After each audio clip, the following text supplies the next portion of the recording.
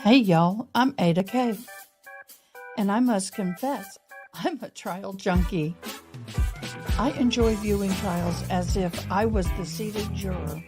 So grab a cup of java, get comfy, and join me as we hop into court. And don't forget to comment, like, and most importantly, subscribe. And if you're really enjoying the channel, please join our membership.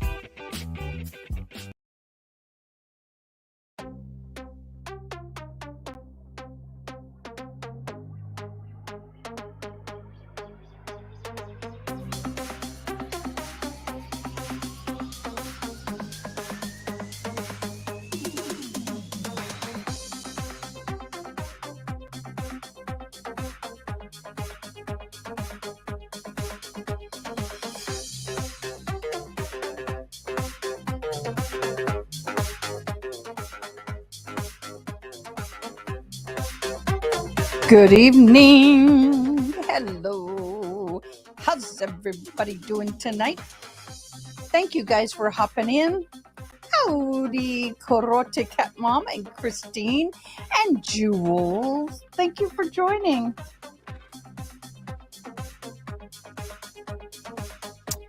Well, we've got a lot to talk about.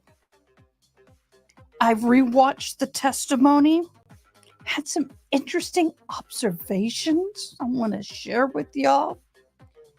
But, yep, we've got some fun stuff. Hey, Mary Kay. Hey, beautiful doll. You great, big, beautiful doll. I hope y'all are doing well. I am. Now, I woke up this morning with a headache, but I overslept. I slept too much. That's what happened. I hope everybody had a great Saturday and a wonderful Sunday. And tomorrow is day 2. I can't believe it. Day 2. I got some bad news for the latter part of the week for me. I won't be here Friday, but I will have the stream up. I have somebody getting married, and over 6 months ago, I committed to doing makeup. And you can't boogie out of that. But I will have it up and running. I will have it in my ears. I will be listening. And if Sarah Boone is on the stand, I will be watching and doing makeup at the same time. Hey, Haley Mouse, how you doing? Wow. So what did y'all think about Friday and what had happened? First of all, our fabulous Jules. Oh, she's so lovely. Our fabulous Jules has been doing such a great job for all of us, and we just love her.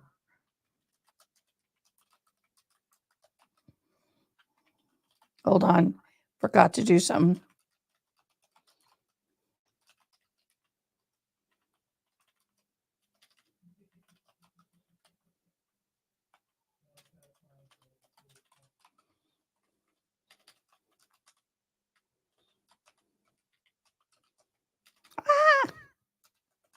Sorry.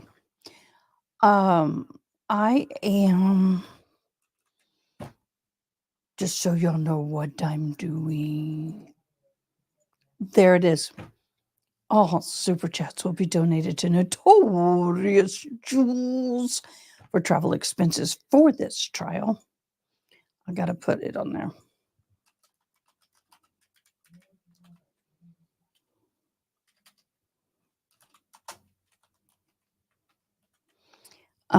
So y'all be generous, please.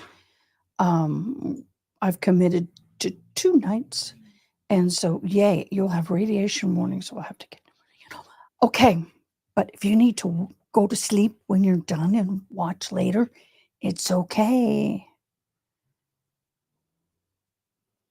The trial until November 1st.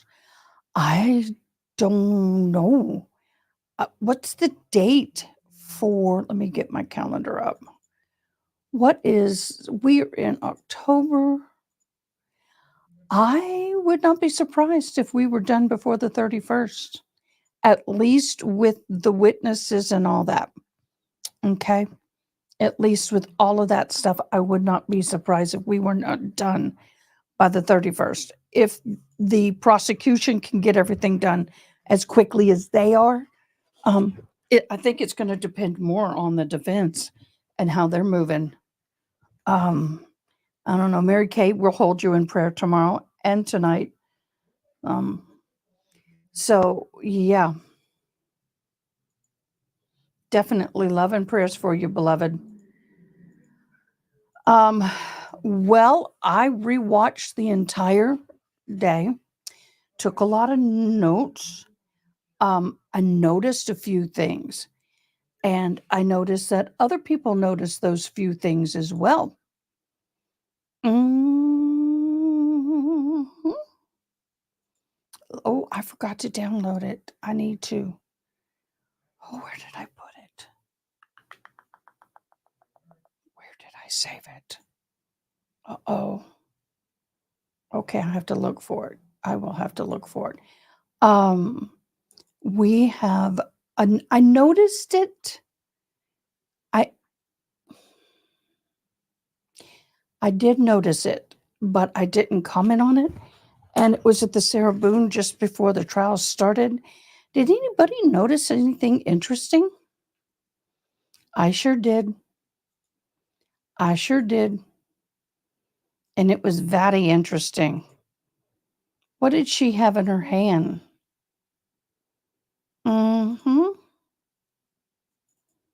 I'm getting it up on my screen. Give me a quick second. I'm going to embiggen it and then I'm going to share the screen. Okay. Before trial even started, before trial even started, we had, I guess I have to do it this way. Forgive me. Window. That. We had Sarah Boone sitting there with her attorneys, and they were fumbling through paperwork. Now, I find it interesting that she is constantly fumbling and behaving like a lawyer and not a defendant. But this is what I noticed, and see if you notice what this is. Do you know what this is? Right here. It is the power and control wheel, or the power and control wheel for domestic abuse and just abuse. Hello, it's Brit. Hello, everybody. So, just before the trial starts, she was sworn in, and her attorney's fumbling through papers. She's fumbling through papers, and she has. I paused it and screenshotted this yesterday. This here is what I made a little better version of it here so you can see it. It's the wheel. So it's understanding the abuse. So use in economic abuse, understand the coercion and threats, using intimidation, using emotional abuse, using isolation, minimizing, denying, and blaming, using children, using male privilege. I mean, all of this. It's like, really? Are you kidding me? I could not believe that she had that out. I was surprised. The fact that they have been a manual abuse wife syndrome at this table is sick. She's studying how she can make her story better. Exactly. And if I'm on the jury, that's exactly how I'm going to feel. DK Grip, hey y'all, how you doing? So that's exactly how I feel. I feel that this here and having all that on the desk is more of a visual manipulation of the jury, because the longer stuff is visually in front of the jury, the more it sticks in their head. And that's one reason why lawyers don't like it when, um, like the prosecution puts up an exhibit and then they go to cross and the defense comes up and they ask for them to remove it, because the longer it's up, the more impactful it can become. Exactly. So they want to yeet it as quickly as possible. So I just thought this was pretty interesting that she had pulled this out and sat it right on top. So that was just an interesting little thing for me. Um, so yeah, that was interesting. Okay, so I'm going to begin. Hello. Let me get that going. Let me get up my notes. All right. So how are we doing, DK Cripple? How you're doing well? Did you find a way to hear the opening? Okay. Um, hmm, luckily my computer has closed captioning. So we're going to go through that. I made a lot of notes on that because a lot of us could not um, hear that. So I went back and watched it with my volume at max and had the closed captioning on so I can capture it. Okay. And just made notes. Okay. Yay. So, but first of all, I want to state again Miss Wonderful Jules is in bed right now. She's listening, enjoying the live stream. Don't forget to hit the like button and share this out to all your social media. Please do. And then she says, a special thanks to Ada and her wonderful community for being able to get me my last 2 days this week for accommodations for court. What a great community. So for all the super chats that are given today will go towards that commitment. So I have almost half of the commitment. I like my goal is 200. So, my notes. Okay. So, state opens. He states that the victim, George Torres, was 103 pounds.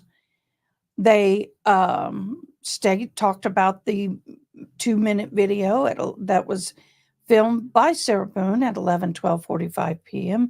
and then again at 11:23:03 p.m. for 22 seconds.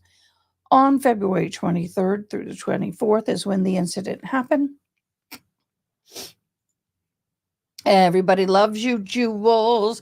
We really do love Miss Jules. She's the bomb. She really is the bomb.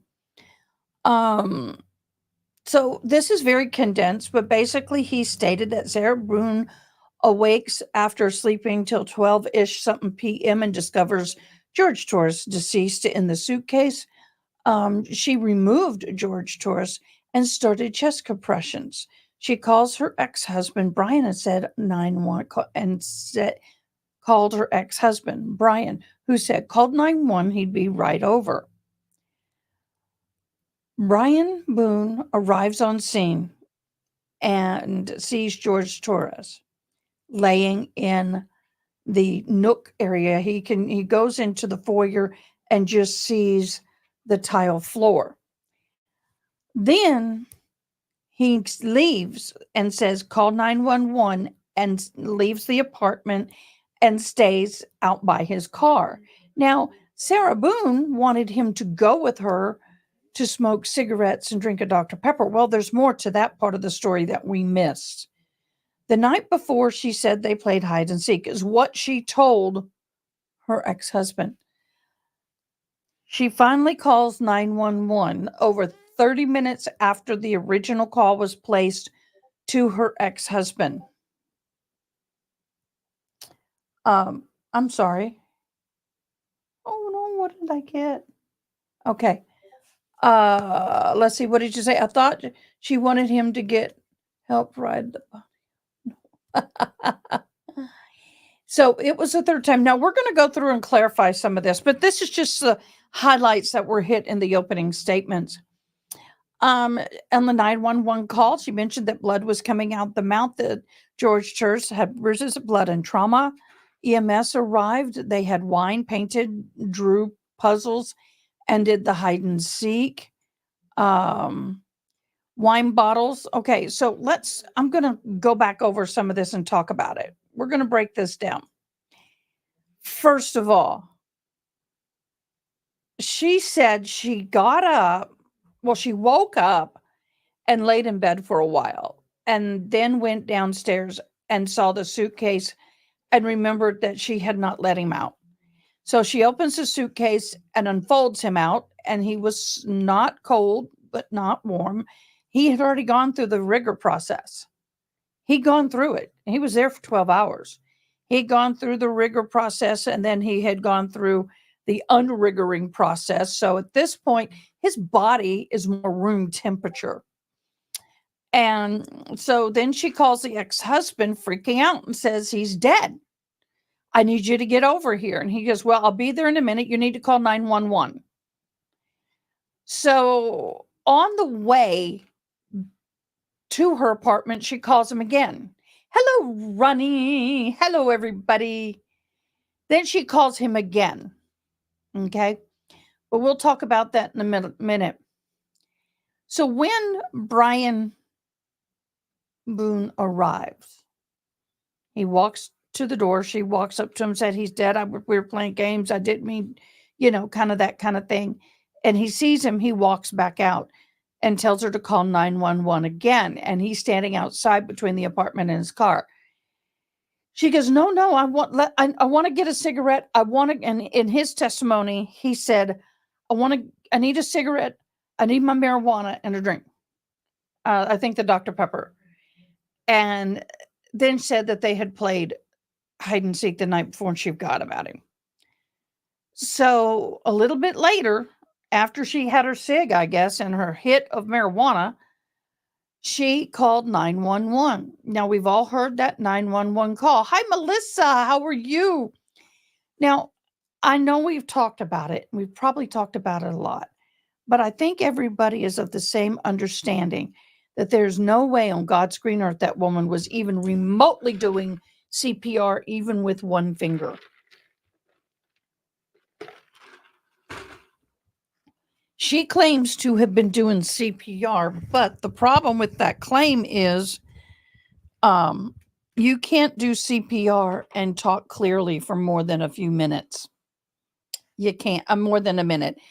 It is very rigorous. It is very taxing. And for her to sit there and say that she was doing CPR is just, out of a lot of things that happened that day, that is one of the things that pisses me off. Now, he's long gone. To me, that's it. However, oh my gosh, y'all, that was insane. I'll say it again. We got some new people hopping on. Hi, baby girl. We have some new people hopping on. Jules, the notorious Jules, will be going and giving us live and updates from the trial.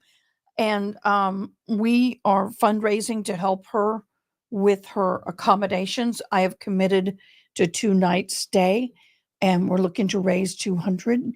So if you guys can donate even just $5, that would be fabulous.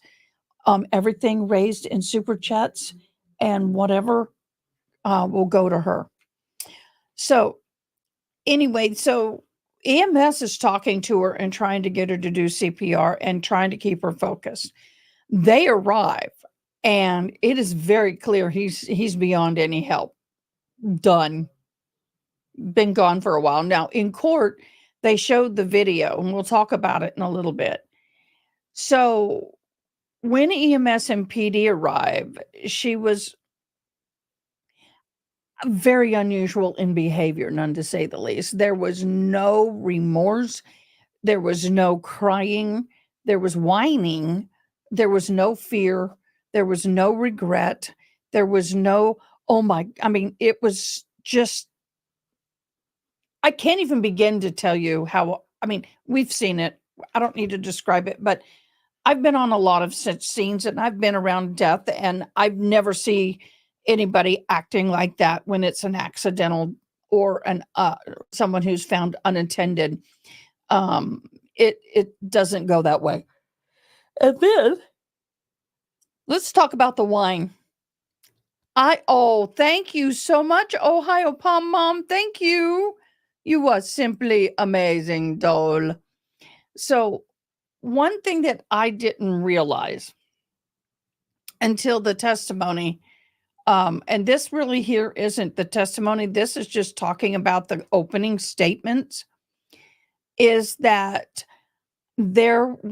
she said that they had 2 bottles of wine.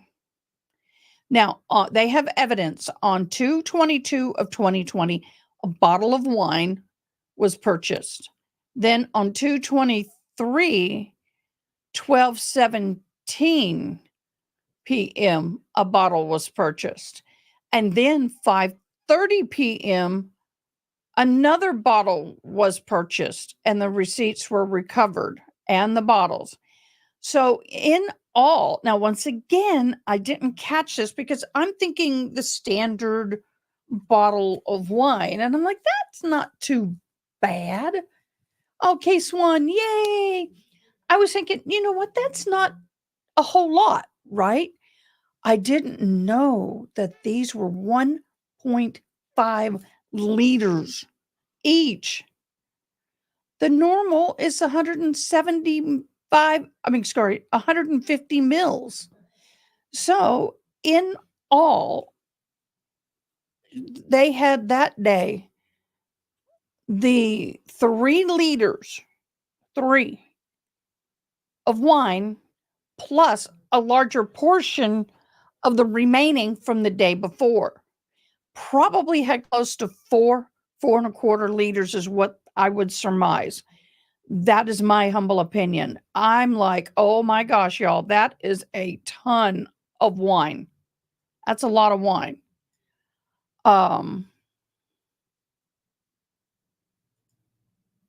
Mega pint of wine. Yeah.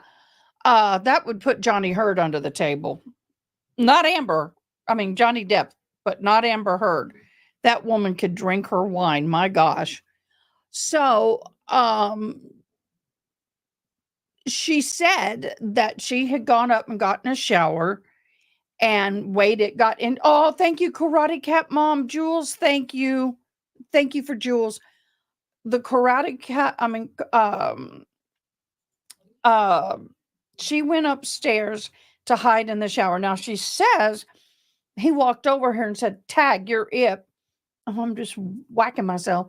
And that meant let's play tag. So she runs up and gets into the shower. Got tired of waiting for him, so she comes back downstairs to find him getting into the suitcase. So he gets in the suitcase, I'm sure with encouragement, and she zips him up. She said she left a whole space for 2 fingers so he could open the suitcase. That's a normal Saturday night for an Aussie, just saying. Well, but think how tiny they are. He was 103. She was probably about 120, 130 pounds. That's a lot of alcohol for that size. And I guess they were doing marijuana. So, like I said, she went to shower. She came back down. What her plan was, or what she thought was going to happen, is that she'd go up into the shower and he would find her, and then they would go to bed and maybe be intimate and fall asleep. That's not what happened. So she zips him up and does this video, which she omitted from her original statements until she got busted. And so she did the video and went, shh, and goes to bed and leaves him in the suitcase, y'all. So she gets up the next morning and he's dead. So George Torres has also she claims that George Torres had been hitting her with a curtain rod the month earlier, that he had came to attack her, and she leaves. Well, when he comes at her to attack her, she will leave, sometimes to the ex-husband. She tries to pacify him with booze, games, whatever. She said that George Torres had smashed her TV in the past. She doesn't like getting drunk. It's non-compos mentis, keeping her wits about herself. Now, who uses that word? I know Karate Cat Mom is like,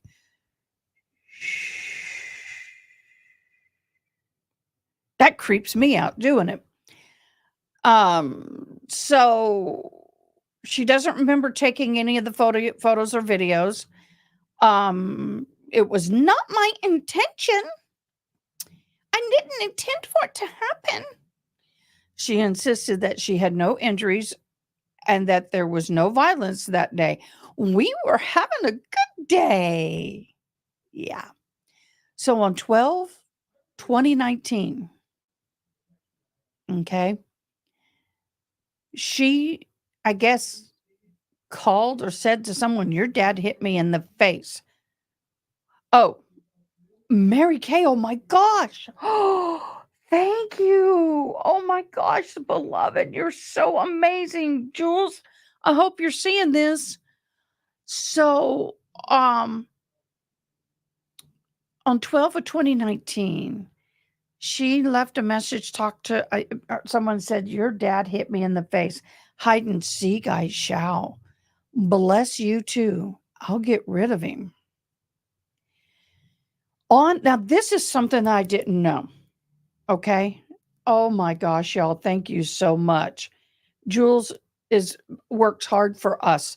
And anything we can do to help her, we need to do. So thank you so much. But here's something that's new. Something that I'd never heard before. Are you ready? On their first date, George Torres smashed her phone, punches her, makes her curl up on the porch in a fetal position for hours, and only escapes the situation when George Torres falls asleep. I don't know what that word is. And George Torres's blood alcohol supposedly was, I said something about 3.4. I'm not sure. So that was opening statements. Can you see that? I mean, oh my gosh. Oh my gosh. Can you believe that?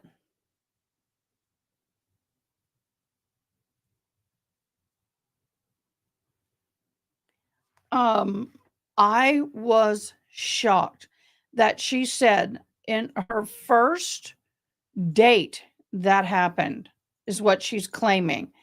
But if that was the first date, then why in the hell would you have any more dates? I don't get it, y'all. I don't get it. So, I know, right? I know. So we start with George Torres. I'm not going to say everything. I took very, very detailed notes. Um, he did not have a relationship with Sarah Boone. In fact, he didn't get along with her. And on 2/23 of 2020, earlier in the day, he spoke to his brother George on the phone, and it was on speakerphone. And Juan's wife and the two kids were there and could hear the call. Now, it was a normal call, but in the background, all of a sudden, they started hear Sarah yelling something about George Torres choking her. And at that point, I guess because it was on speaker, the phone call ended due to Sarah Boone's yelling.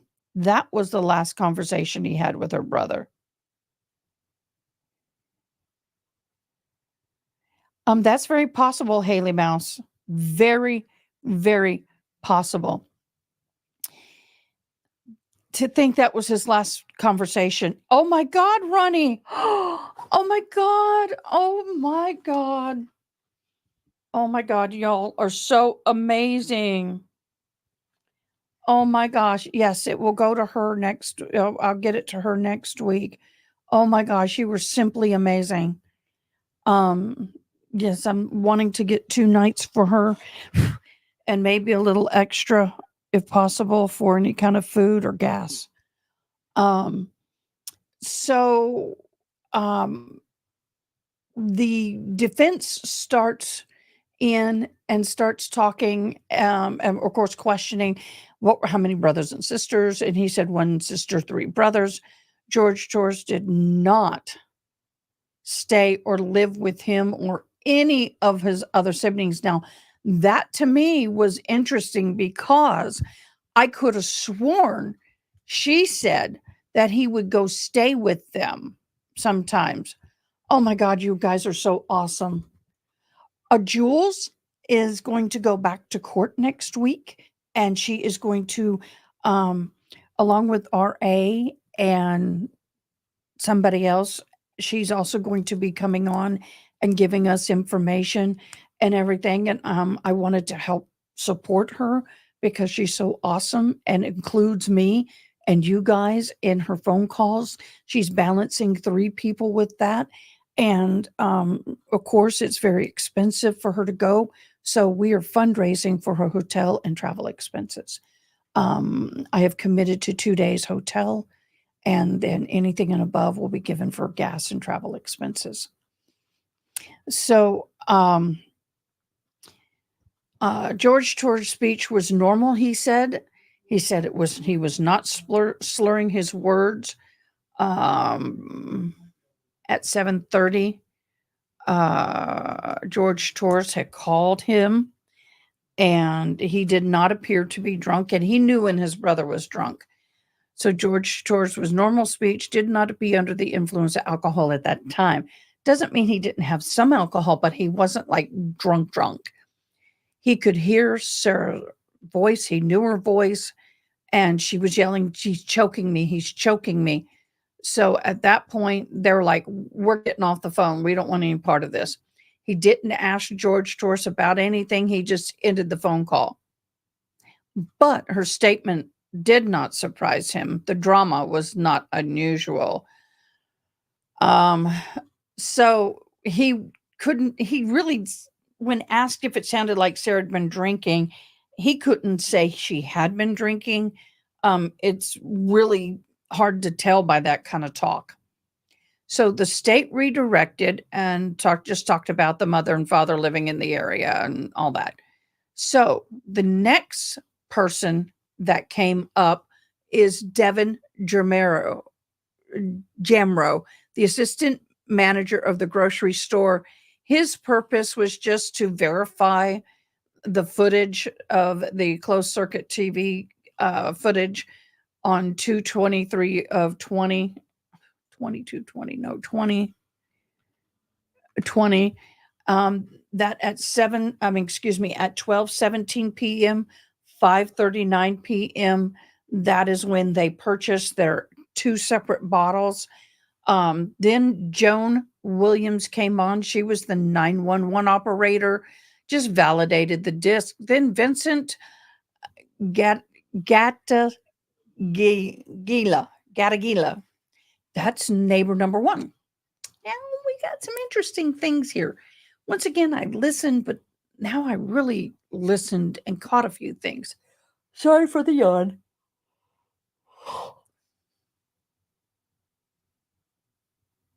I am so sorry, Kristen. I am so sorry. I know, this is fabulous, you guys. Keep those likes up. We need them. So Vincent had moved into the apartment. He was a student. He had a roommate. He'd been there about a year. He'd been to the Sarah Boone's home a couple of times for short periods of time. One time he tuned her son's guitar. Now, they said the walls were very thin. So if you picture it, this is a 2-story townhome on the end of an apartment building. And then there's a single story flat between next to her. So she's a 2-story, they're a 1-story. And they're saying that the stairway that went from the bottom to the upper floor was on the adjoining wall. So when they went up and down the stairs, they could hear it. So the walls were thin. He said he heard arguments almost daily. And Sarah Boone spoke to him one time about what he was hearing. It was about 2 a.m. It was about 4 or 5 months prior to this happening.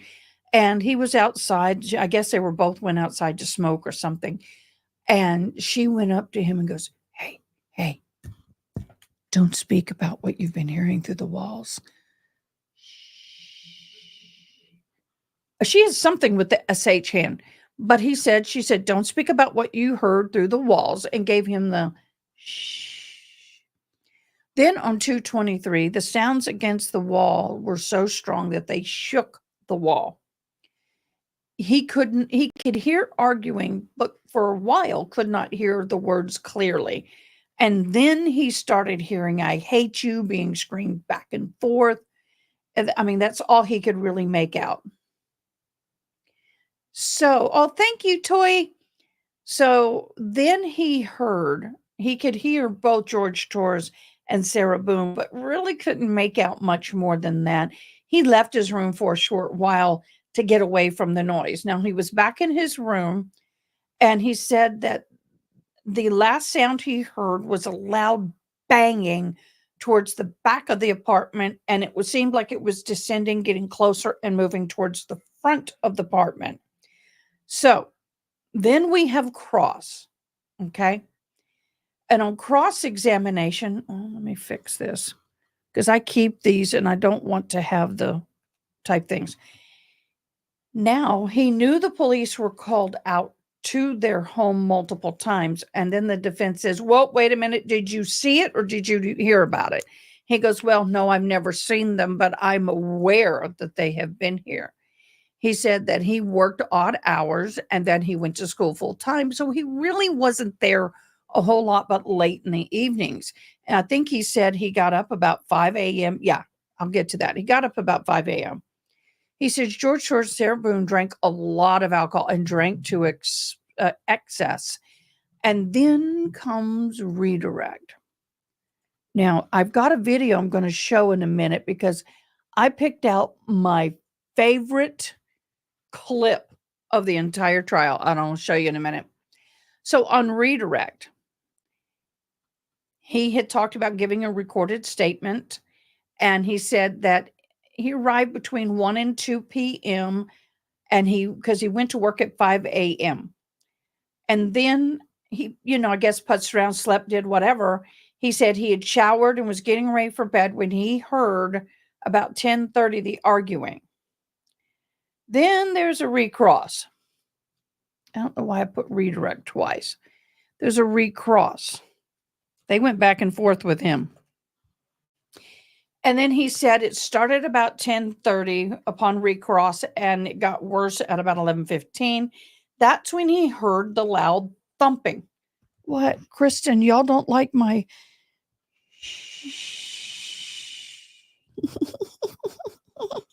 sorry. Brandon Mott is the neighbor. I liked Brandon Mott. He is the one that I got a video clip and I loved it. But let's talk about it and then I'll play the clip. So Brandon Mott was the neighbor who lived with the other guy.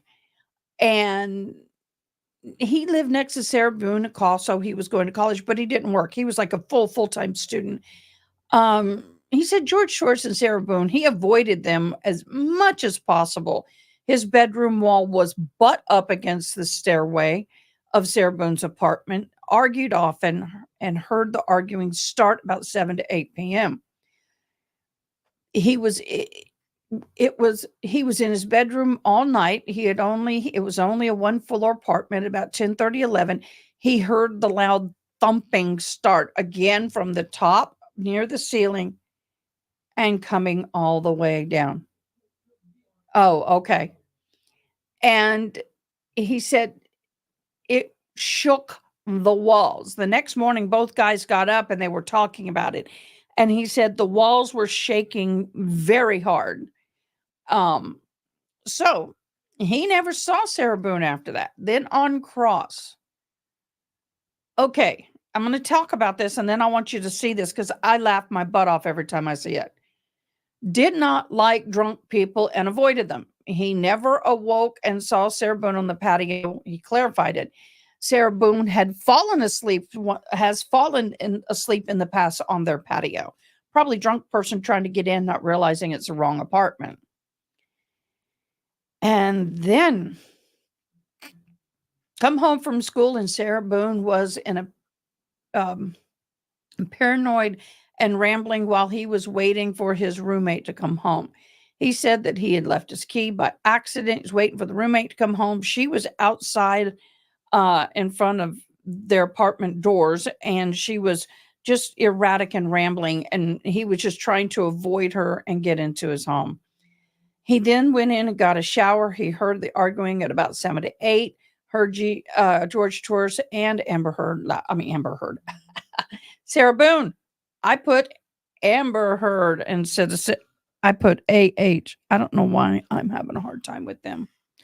I don't know. I am. So I want to play this video for y'all because I absolutely love it. I kid you not. I laughed so hard when I saw this the second time. I really, really did. And I was like, what? Oop. No. Yep. Yep. Okay. Listen to the questioning. It is. Good afternoon, sir. Good afternoon. Sir, you were asked by the state if you had ever had any interactions with Sarah Boone or George Torres. Is that correct? Yes, sir. And I think you said you tried to avoid them. Yeah. I Yeah. don't like drunk people, and That's what I'm talking about. He's all like, drunk people creep me out. I don't like drunk people. I mean, no. I'm sorry. That just cracked me up the first time I saw it. Oh, guys, y'all are so awesome. I'm just seeing everything. Just the way he answers this is like, yeah. I got a problem with that. they were drunk a lot, so I did not interact with them. Okay. Do you remember this interaction with Sarah Boone in 2009 when you woke up and witnessed Sarah? I would have been 9 years old in 2009. I'm sorry, 2019. His personality is priceless. I love it. I absolutely love it. Oh, bad freeze, dude. Let me give you a better freeze of that. There you go. I absolutely love it. This personality, it's this generation, you know. No. I would have been 9. Yeah, no. I was 38. And yeah, I was older than you, Haley Mouse. So anyway, I want real quick, want to say, why can't I see? Something has changed in my, let me bring this down and pop it back up. Something has changed and I can't do what I used to do. They're changing my StreamYard a little bit. Oh, no, I don't want to end StreamYard. But anyway, I can't. I'm looking.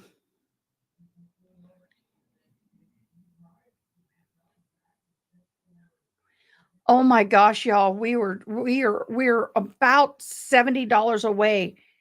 $70 away for being able to fully pay for everything for the 2 days and some gas for Miss Jewel. So thank you so much. You guys are freaking amazing and I appreciate you. Okay, I think I need to get back to here. Okay. So I really love this guy. That to me was the funniest part. He didn't like drink. He avoided her. He never awoke and saw Sarah Boone on this. Okay, we already talked about that. Then we're going to Brian Boone. Honestly, in its purest form, you are so right. And I so appreciate that. This kid was great. I call him a kid because I'm old enough to be his mother. And then some. I know. That's why I set the bar where I did, because I'm going to have to take out that 30%. So, but it's okay. If I have to, I'll cover the 30. But that's why I put it where I did. So now we get into the ex-husband. Now, this ex-husband has got some major codependency issues, I believe, because why would he, well, maybe not. I don't know. I just find there's something wrong for him to pay and put up and do everything that he's done. But anyway, he dated Sarah Boone for about 15 years and they got married and now they have a 14-year-old son. The divorce proceedings started in 2016 and now they were finalized in 2017. The custody was Monday, Tuesday, Sarah Boone got the son. And then on Wednesday, Thursday, Brian Boone would get the son. And then every other weekends alternated. So she would get him Friday after school through Tuesday, or he would get him Wednesday after school through Sunday evening. So it was a decent split. That's a pretty good split. She called him about 11 p.m. drunk the night before. Well, on the 23rd, and it woke him up, and she was just going on and on about a bunch of crap, and he just kind of, yeah, and hung up. Yeah. Yes, they approximately. He didn't give a full number, but he gave the years between this year and this year. So I don't know if that included their marriage time.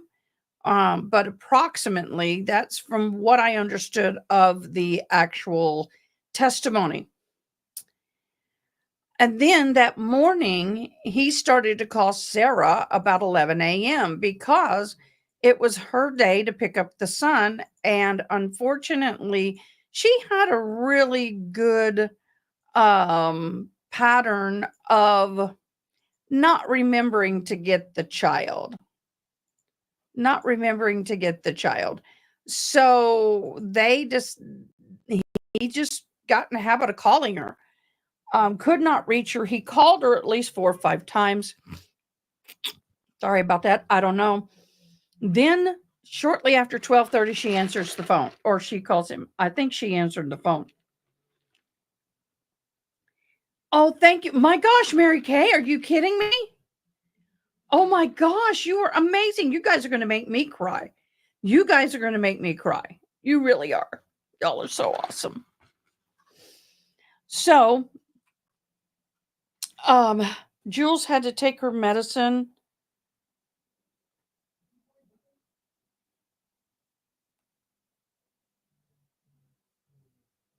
She was going to try and watch, but there's a chance she fell asleep. She had to take her chemos. So, she told him that George was dead and asked him to come over. Now, Sarah Boone stated that they were playing hide and seek, he said. He told Sarah Boone to call 911 and he would get there as soon as he could. He said that it would take him a minute because he does live only a minute or two away, but he had a new puppy he had to put away. He had to get dressed, and then he arrived about 10 minutes. And he said that on his way back while he was in the car, she had called him again, and he told her, call 911. She did not. So he gets there. He walks in the foyer where the tile is just before it turned to carpet, and saw the legs sticking out, and I'm out. He leaves, he goes out, he walks out, and he said, you need to call 911. I'm going to go out here because I got to wait for the police, because he knows he's now involved. And he said, I knew I was involved. I had to stay and answer questions. And she goes, no, I need a cigarette and some marijuana and drink. Come out with me, and then I'll call 911. And he's like, I'm out. So at some point after she did her smoke and her marijuana, he said as she went outside to do that, she started to call 911. He heard the initial hello part of the call, but he didn't hear the full conversation. which right there tells us if she's walking out to the patio while calling 911, how many of us by the show of thumbs up believe that this biatch did any CPR whatsoever? She probably was sitting there going, 1, 2, 3, 4, 5, 6, 7, 8, 9, 10, 11, 12. That's what she was doing, in my suspicion. That is my own humble opinion. And yes, I have a right to it. So anyway, yeah, right. BB went to the entryway and saw him living. Okay, so he told Sarah Boone he didn't feel comfortable and went to the front, out the front near his car, and waited for the police. He, like I said, was in the room when she started dialing, or when she was going towards the back. They were doing this, and he stayed on scene till the police. Cross decided, the defense said, we're going to call him again later, so we'll hold our cross. So they're going to probably treat him as a hostile. Then we had Abraham Moreno, the maintenance supervisor.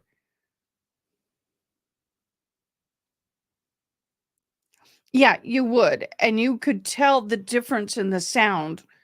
I got to find my little Annie. I don't have the big one. I had the blow up one. But I just practicing, and it's not the same as doing it on a real human being.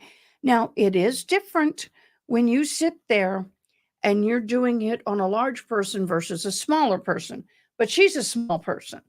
I have more fluff, so I probably put my weight against it, and it helps. But you couldn't sit there with the phone and going like this. You would hear the movement.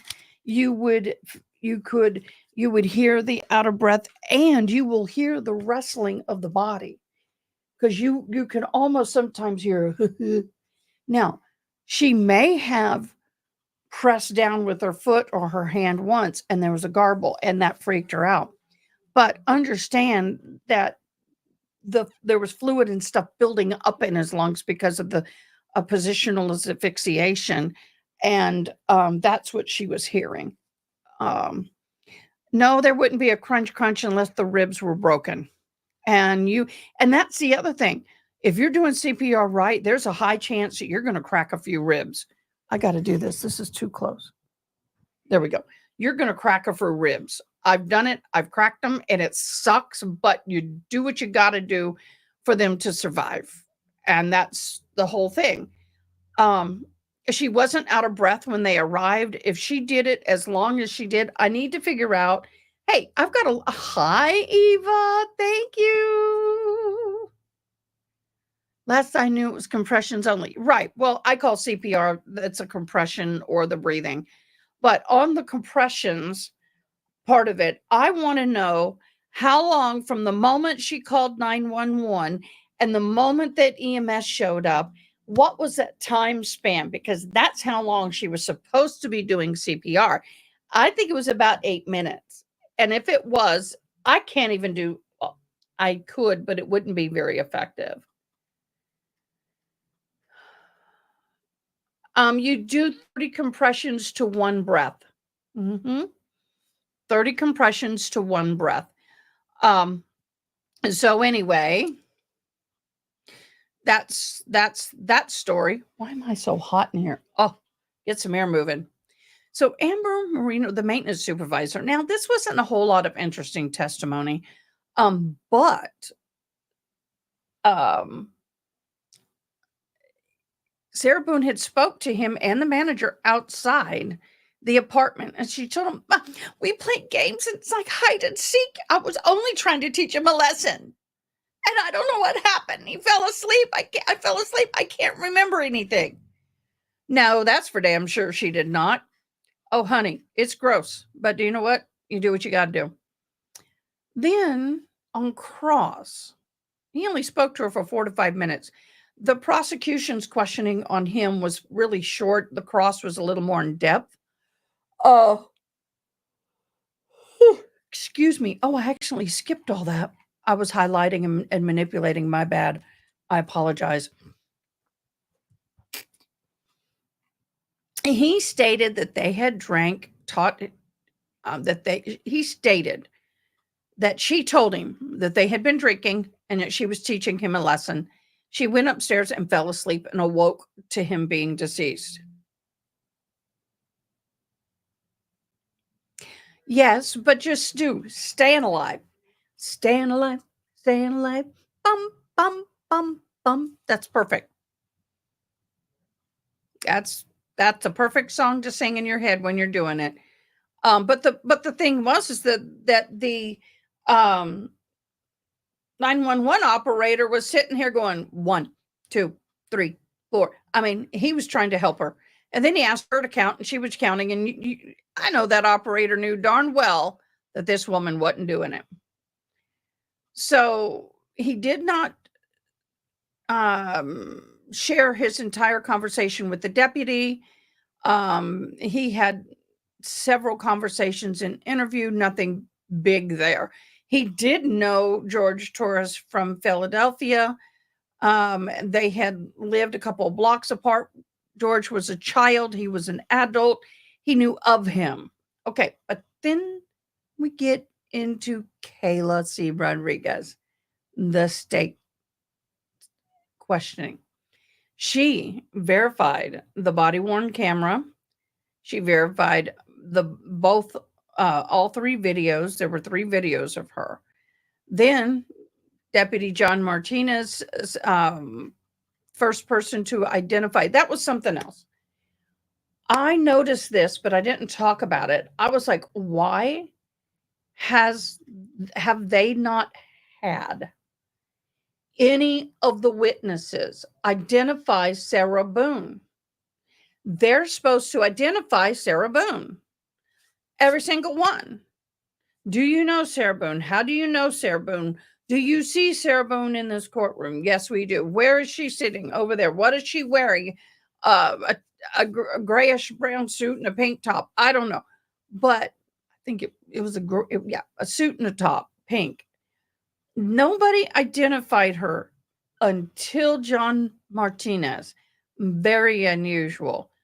But anyway, that was bizarre. I noticed that. Sarah Boone, he was dispatched there. His first contact was Sarah Boone. He had the video of the body-worn camera. He saw George Torres lying on his back in the little nook area. They watched the video. Then here comes the good stuff. Now, let's back up to Detective Rodriguez. Her video actually showed the deceased body when we were live. It was an accident. Then they started hiding the screen a little better.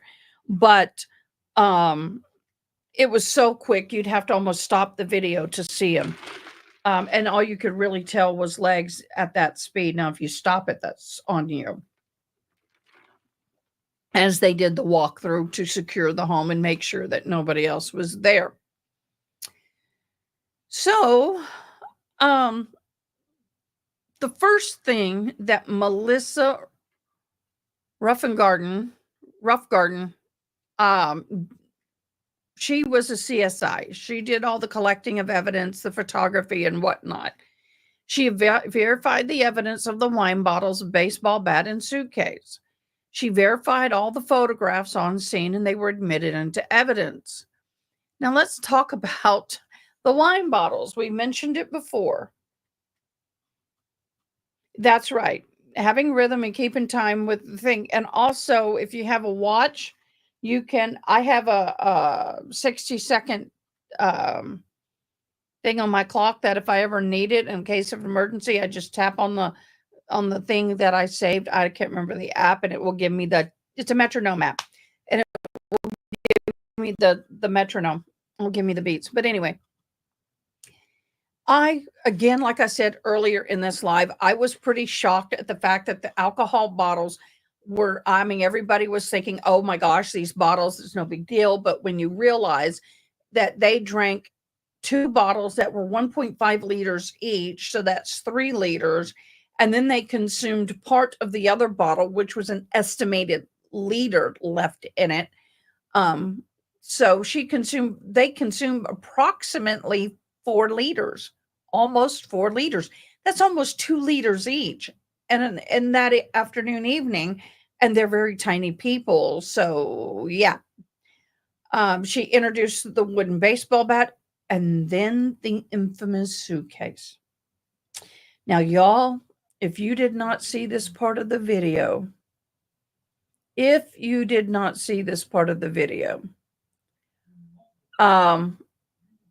yeah. One thing I want to talk about, let me get it geared up. Let me just get it back here. Let me try and get this geared up. One thing I want to talk about is the fact that there's something that's kind of psychologically happening in the background that nobody has really talked about.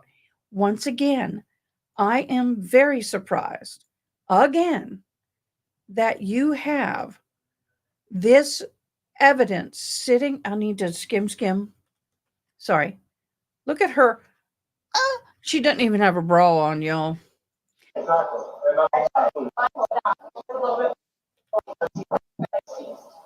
COVID. I have a brother that's in the Marines, and I got another one that's testing for possible blood and things like that. We also process for. Okay, pause. You see, there's a cart. In this cart is the baseball bat and the suitcase.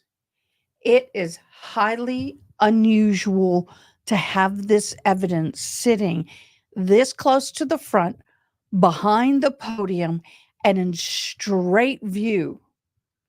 Let me click on it so you can see my mouse. The jury is sitting over here, back way over here in the far right.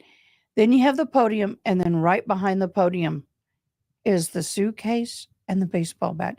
Now, those jury, I am. Thank you. My bad. Let me move over here.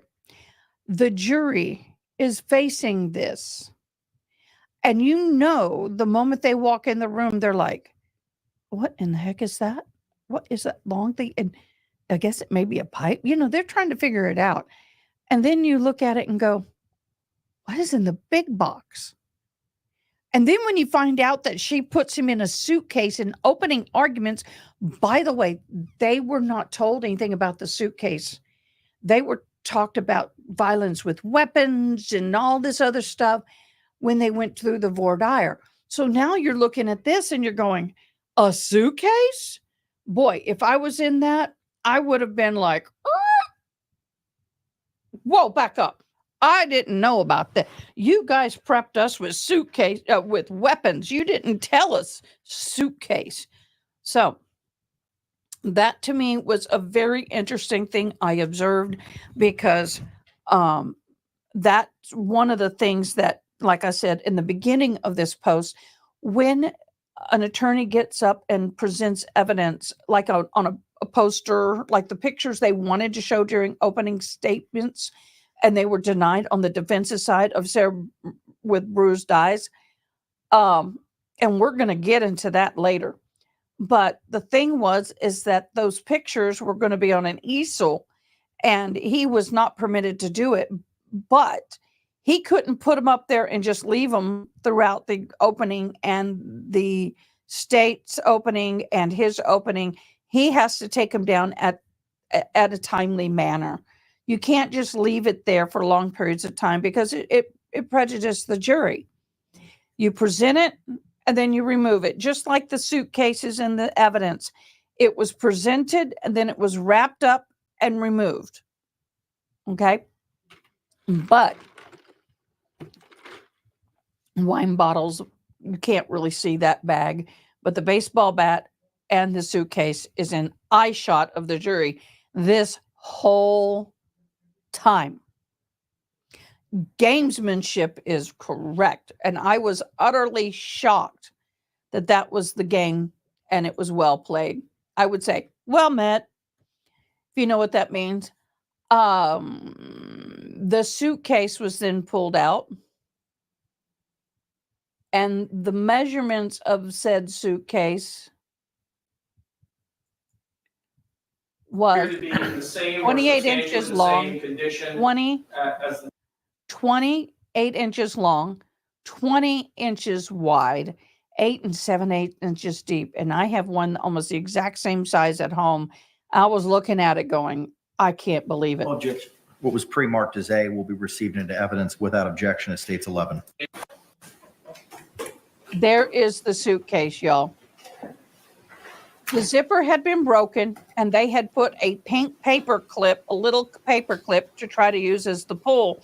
But it was really, they had a close-up of it in a picture, and it really was real little. I mean, it wasn't a big or standard size thing. So look how much she's struggling. And I know she's not faking this, but I thought this could not have happened at a better time to be able to struggle getting that open. If she's struggling on the outside, there's no way he can. Look how tiny that is. So tiny. So the zipper was broken, and CSI, she had a hard time getting it open. And the other thing was it contained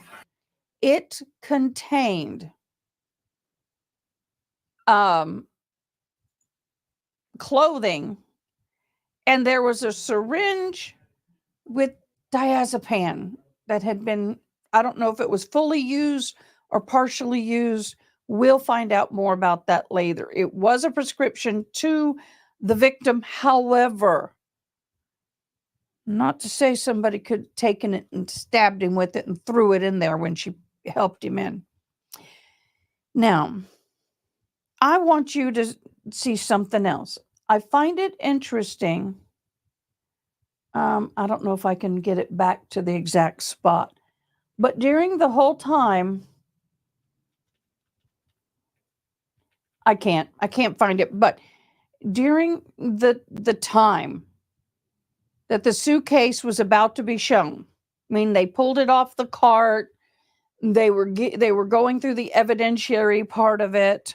Let's see if I can find it. No, I can't. I'd have to play too much. Mr. Owens was speaking to Sarah very rigorously at that point, and then she smirked at the end point when they were getting ready to put the suitcase away. So she had a smirk. Either he was attempting to get in or what, I don't know at what point that syringe was used, but I could imagine him being in it and she gives it to him. I don't know. He could have done it himself to get himself to try to relax and not die. I have no idea. But I have no idea. Yeah, that's true. He did not know he was going to die in there. So I just felt that their behavior in court was very disrespectful. And yeah, that wasn't good. Hey, Future, how are you? So yeah, right. So Cross was questioning the ME reports and the CSI agent. The lead detective was Chelsea Copesell. Let me look over here. Cospel. Now the lady on the stand, Rough Garden, the CSI agent, said that she collected all the swabs for the DNA evidence, also from Sarah Boone. She did not do the DNA analysis on the blood work inside the suitcase. They did not take any swabs, nor did they do any analysis. The bat was not tested for fibers. No, I didn't either. I didn't like that person. And by the way, guys, I'll say it again. Some of you have donated greatly, and I'm so appreciative. Jules, I believe, is asleep right now, so she's going to be ecstatic when she finds out that it has been raised.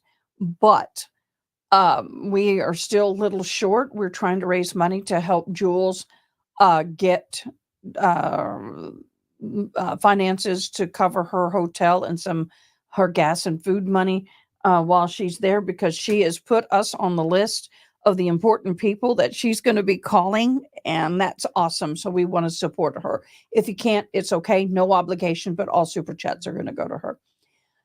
So on the cross, one of the big things that the defense was balking about was the fact that there was no DNA evidence collected on the blood that was on the inside of the suitcase.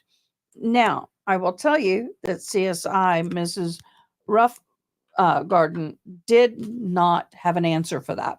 But once again, she doesn't have the final say in what's collected. She talks to him, but she pretty much follows the lead investigator. So that to me would not be a question for her. The baseball bat was not tested for anything, and that was a problem with the defense. Her job was solely to document and collect evidence, not to do the testing. He kept asking her about testing. She, oh my gosh, Toy, thank you. Merry Christmas. Oh my gosh, you're so amazing. Y'all are just amazing. She did not photo document the child's bed. He had asked, had she? And she did do the front door and an overall, but she didn't go in and like photograph every individual thing because it wasn't a part of the crime scene. Nor did she photograph the holes in the wall. Now let's talk about those holes in the wall, because she did. If there were holes in the walls, number one, they may have been patched, but number two, the holes in the wall were obviously not there big enough or noticeable enough for them to believe that George Torres had put his fist through, as the defense is claiming. Now, she said that she took overall pictures of every room. So we have the overall pictures of every room. So if there is in fact holes in the wall, they will be present. Hi, Gretchen. She said there were no holes, but we don't know if they had been patched. You know, people do know how to do that, or they could have been covered with pictures. So it'd be interesting to see if the defense pulls up pictures with holes in the walls and then pull them up with the CSI's photos and compare them and see if they were hidden by something. And then all of a sudden that something's not there and you can see the holes. I know I used to manage apartments, and that's some of the tricks that people would pull.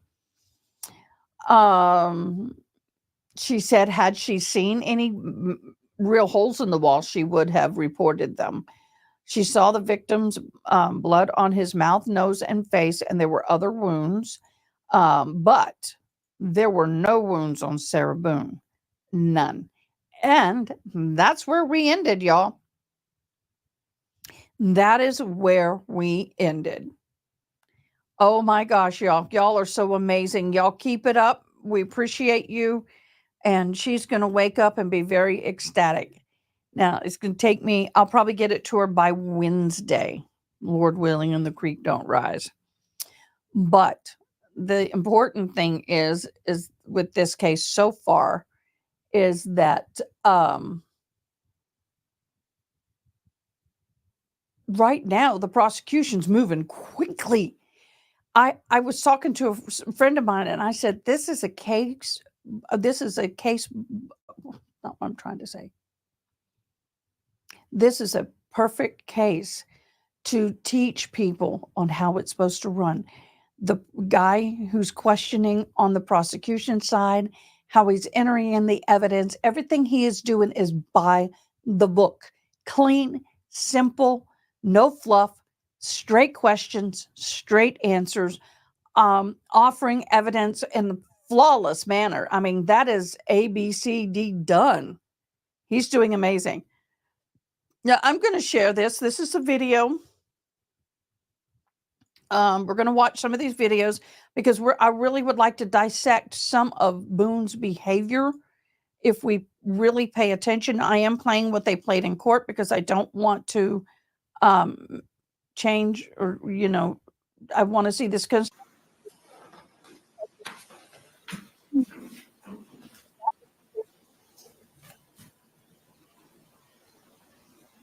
yeah, I'm hoping that they rest prosecution by Tuesday, Sarah Boone's by Wednesday, because Friday I'm out.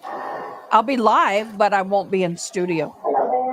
I have a wedding on a Friday. Let's look at her. I'm going to Tell him really quick, or where's he at? active. And I understand most people would be. Look at the body language of the woman here, the EMT person. Now, as someone who's been in this world, I guarantee that is a woman who's like, this bitch just did it, and I don't want to have anything to do with her. She's just trying to fill out her paperwork and ignore Sarah as much as possible. This police officer here, she's fabulous, so professional.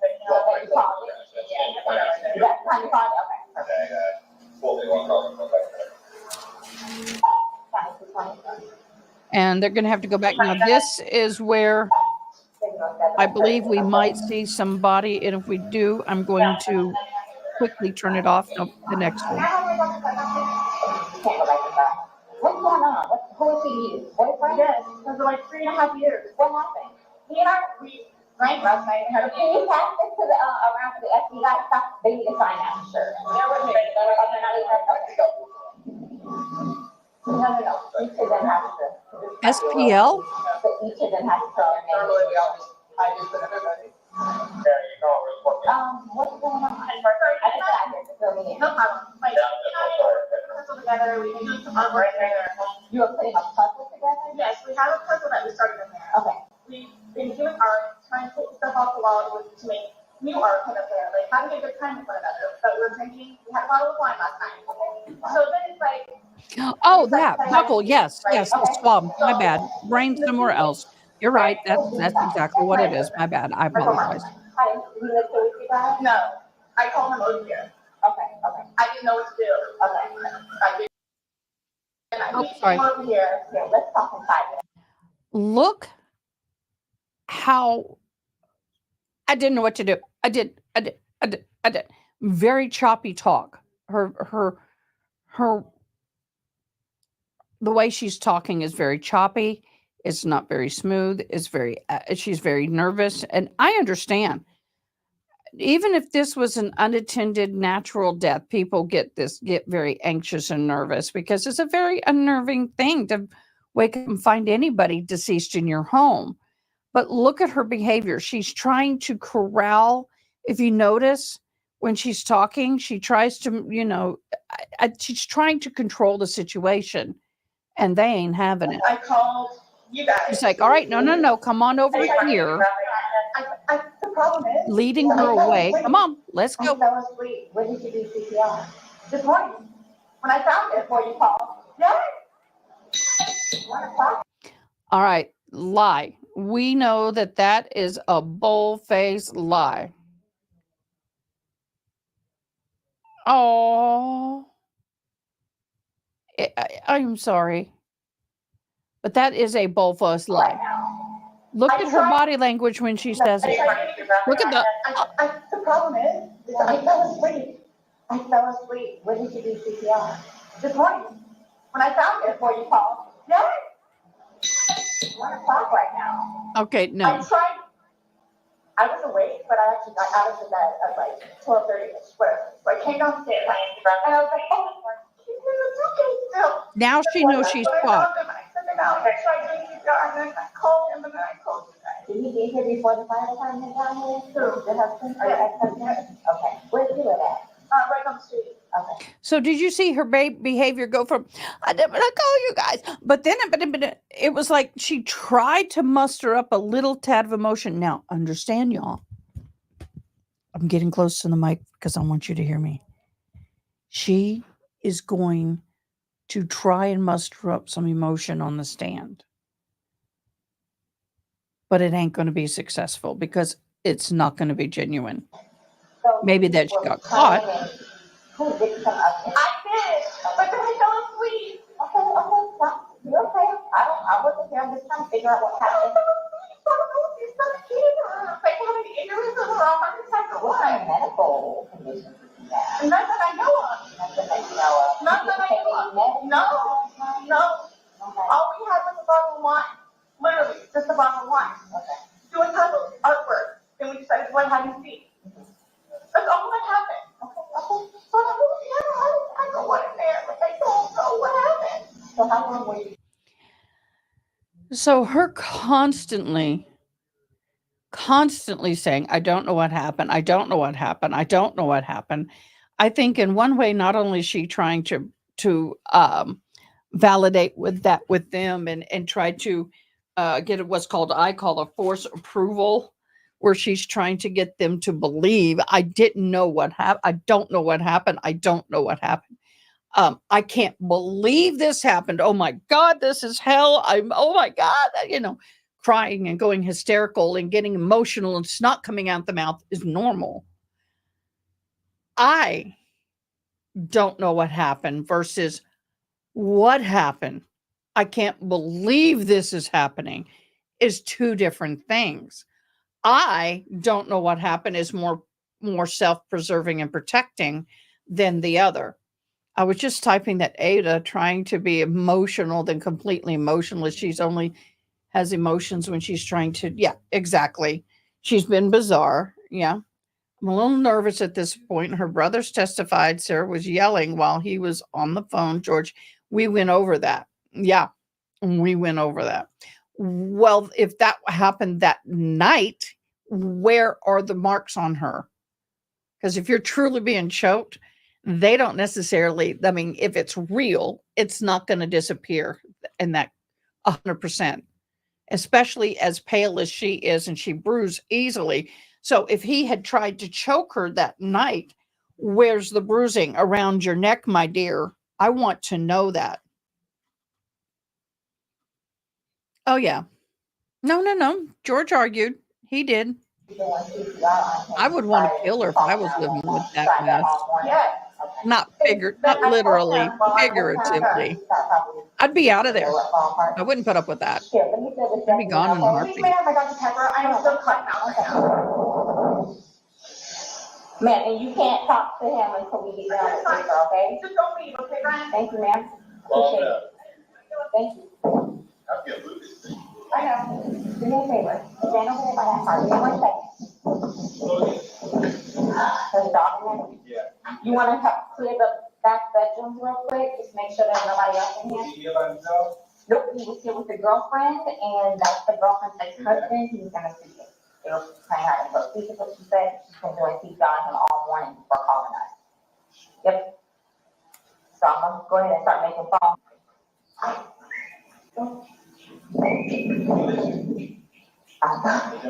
Yes. Hey, come on, let's go outside. Come on. Good boy. What's up, you think about it, but just want to make sure.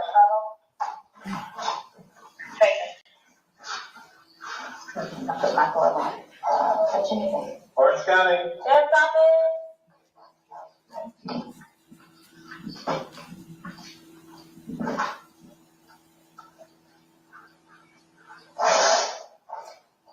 right over here. Let me check this closet.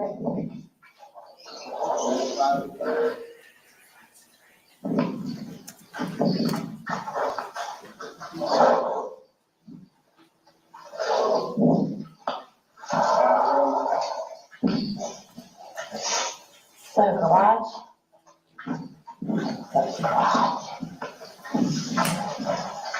Hope I didn't stop it, but it's okay. But understand, I mean, she's got a nice, neat home. I don't see, we don't need to see that. I don't see where the artwork is. And there's no photos of artwork that I know of. Do you?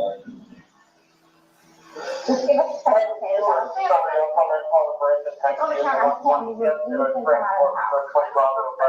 house. Here, let's get you down, because I don't want you passing out. Okay. I've never been drunk. Hi, Rabbit. How are you? Yeah. We've been going, hi, Momo Shark. How are you? Well, their stairwell is on, if you're facing the apartment, I think it's on this side, the left side of the apartment. Yes, right side. So anyway, I was going to say real quick about her behavior. She had just had a cigarette. She just going through withdrawals from the alcohol. She's still drunk or under the influence. She also had a joint. She said she was going to smoke a joint before calling 911, which means she's super dehydrated and she is so focused on water. Yeah. Yeah. I want to take a moment to thank everybody who's donated towards the um, fundraiser we're doing for Jules to pay for the travel and hotel room expenses. Those who don't know, Jules is a fabulous lady, and she became well known during the Maya trials, and she is there right now. She just got back into town. She drove for 3 hours, and she will be in court tomorrow. And when she's in court, y'all, she will call up. She calls us and gives us insider exclusive information. And we're one of 3 people. And so we are raising money to pay for 2 nights, gas, and food for Miss Fabulous Jules, because she's doing this for us. She is going through cancer treatment. She is taking chemo. She is a trooper, and we absolutely love her. And I just want to bless her. And you guys made that possible. I will be adding to it, but please keep donating, those who can, because I don't want her to be needing anything when she's working for us and other creators. And I know other people are helping for the other part. We're just trying to cover 2 of the days. And I think that's fair that we're all kind of splitting it up that way. So it's kind of an even split.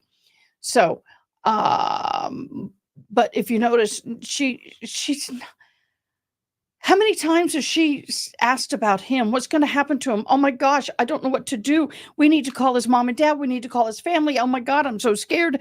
I love them. We don't hear any of that. In fact, we will hear later where she says his family's going to murder her because they're that kind of people.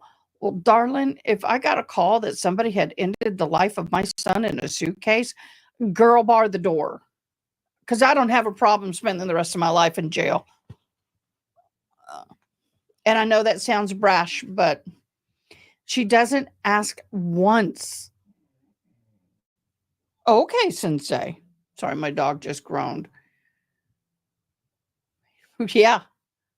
Yeah, so let's watch a little more. And this woman officer is so professional. She's like, sit down, don't need you passing out. We'll get your water as soon as we can. I need to find water. Okay, I'll get some for you. And that's also a good indication of her being very much under the influence of alcohol. She's not asking what are they going to do next, who's going to do what. And his first name? See, I would be hysterical. Okay, by the show of hands, how many of us would be hysterical if our boyfriend, not even in a suitcase, you just wake up and find him unalive? His birthday? How many of us would be absolutely at hysterical? Oh, yes, please like, share. I'm trying, subscribe. I'm trying to get up to 3,100 by Halloween. We're at 2,290 something. Oh, hello, Mama. So you kind of collect yourself. Tell it to me again. You guys were playing last night. Yeah. A bottle of wine. That Putting us together, doing artwork. We had a bottle of wine and they decided to play hide and seek. So what time was that? Do you remember? I mean, I know that I was there probably by like what, 12:30? Okay. Well, I went upstairs at least and I fell asleep. Okay. Forgetting that he was in the suitcase. Playing the hide and go. Yes. And at some point you put him in the suitcase? No, he got in the suitcase. So he thought it would be funny to be put in the suitcase. So I was like, okay, well, I'm going to joke with you and I'll zip you up and make him, squirt a little bit, whatever it is. But then I fell asleep. she's not in shock. I fell asleep. Where was the suitcase? Right where it is. Right down there? Yes. You zipped him in there. Yes. Thought it would be funny a little bit. It was. We both were like. Okay, you had mentioned something about where the suitcase was. Okay, so the stairwell, I think, is on the. Either way, it's not a very wide apartment. So if he was thrown down the stairwell, okay, and she beat him up upstairs, downstairs, wherever, and then she wakes up in the morning and pulls him out of the suitcase and stretches him out. That is a plausible area for me from what I've seen of them going in and going up. I could see her dragging him. She may have dragged him over there that night and then just woke up and opened it up and dumped him out. But I would never teach my significant other a lesson like that. That's for damn sure. She's not traumatized. She's more defensive. It's all defensive. He would have, and he very well may have. I mean, he had significant injuries inside the suitcase, not even outside. I mean, those injuries happened inside, so he would have hit the bookcase. That the thuds were so hard it was shaking the walls. Shaking. Rigor mortis had happened and unhappened because he was there 12 hours at least. Okay. And then you came back downstairs. This morning or this afternoon? Yes, when I got up. What time? Not one mention of SA at this point. But I totally forgot that he was in the suitcase. He can tell you there's a lot of things that I, Leslie, can go. Job. Yeah, he did tell me. But all that good stuff. So. That sucks so. Yes. Yes. About what time you wanted to start doing that? No, it was the afternoon. This afternoon because I was awake. But then I finally decided to come downstairs at like 12:30-ish, whatever it is. And I was like, he wasn't moving, nothing was happening. What so the I hell? took him out and started doing CPR on him. That cop He right went there, over here. under I his told him breath, when he got bullshit. Once he got here, you called. Yes. Okay. And he, like, air was coming out and he was gurgling, but I could just tell by looking at him. See how she's constantly covering her mouth and doing this? And then the person Very that was on the phone defensive, with me very also hiding. asked with him doing- And he's got no medical, he doesn't take any medication? I don't know, like, I don't know medical wise, like, what, I know he doesn't take None. any medications whatsoever. You're right. The only thing, like I said, I don't know if alcohol has to do with it, but we had. Unless it's intimate hide and seek, but not that kind. Adult hide and seek, not that kind. Oh, I know. I'm watching him in the background. I love it. She's drinking out of the faucet, so be it. Some people thought she threw up. She just drank out of the faucet. I won't. Can I have a cigarette, please? Ma'am, I can't take anything out of the house. It's on the back porch. Nope, all of it, secure, okay? I'll try my best to get you what you need, okay? Maybe one of these extra packs from someone, you know. Yeah, I bet. And I'll try and Those get what you need, scratches okay? probably came from. Okay. I don't want you on your feet. So,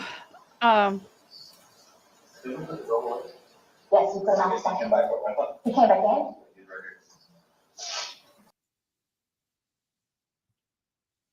oh, they blurred. Okay. Corporal asked me to give you a rundown. Is the stairs on the left side? The stairs are on the left side. Sitting So, on the curb, that's what it was yeah. doing. I grew up drinking out of the hose in the front yard. Yeah. Grew up drinking out of the hose in the front. Wanna talk over here?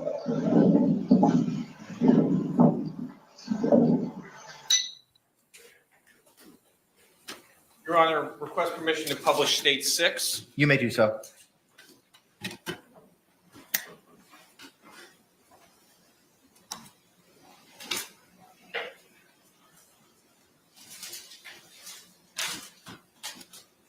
You tired? We'll go home in a little. Yeah. My pupper's sitting here with her head in my lap.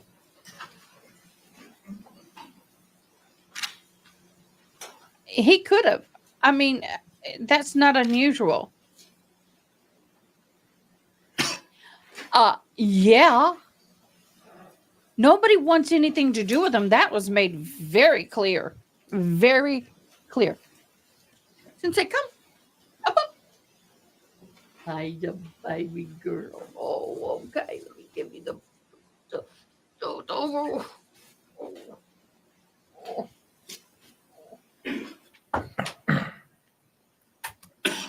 Down. Up, up. Come on. No, over here. Bruise it or lose it. Bruise it or lose it. I don't want to get your tail. Thank you. That's my service dog. I'm deaf. For those of you who don't know, I'm Etta Kay. I am deaf without my hearing aids, and this is my service dog. She's an alert dog. Thank you, Rabbit. Hey, Sarah. I will. You get enough water? No, you want to stay seated. I don't want you getting lightheaded.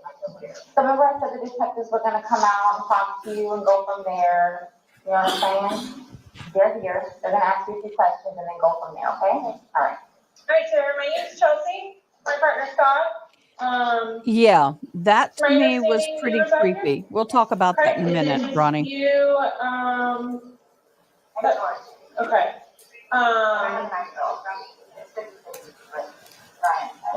I can't turn captioning on. I'm sorry. But you was like here with George, and then your son lives with you, or lives. See, that's the neighbor. Okay. So from what has told me, she explained. Thank you for joining, last night Momo that you Shark. guys I were really drinking appreciate a bottle you. of wine. And around midnight, you decided you guys. Okay. You guys decided to play hide and seek. Well, we were playing hide and seek and then. Was your son home at the time, or okay? No, it was fine. It was fine. Okay.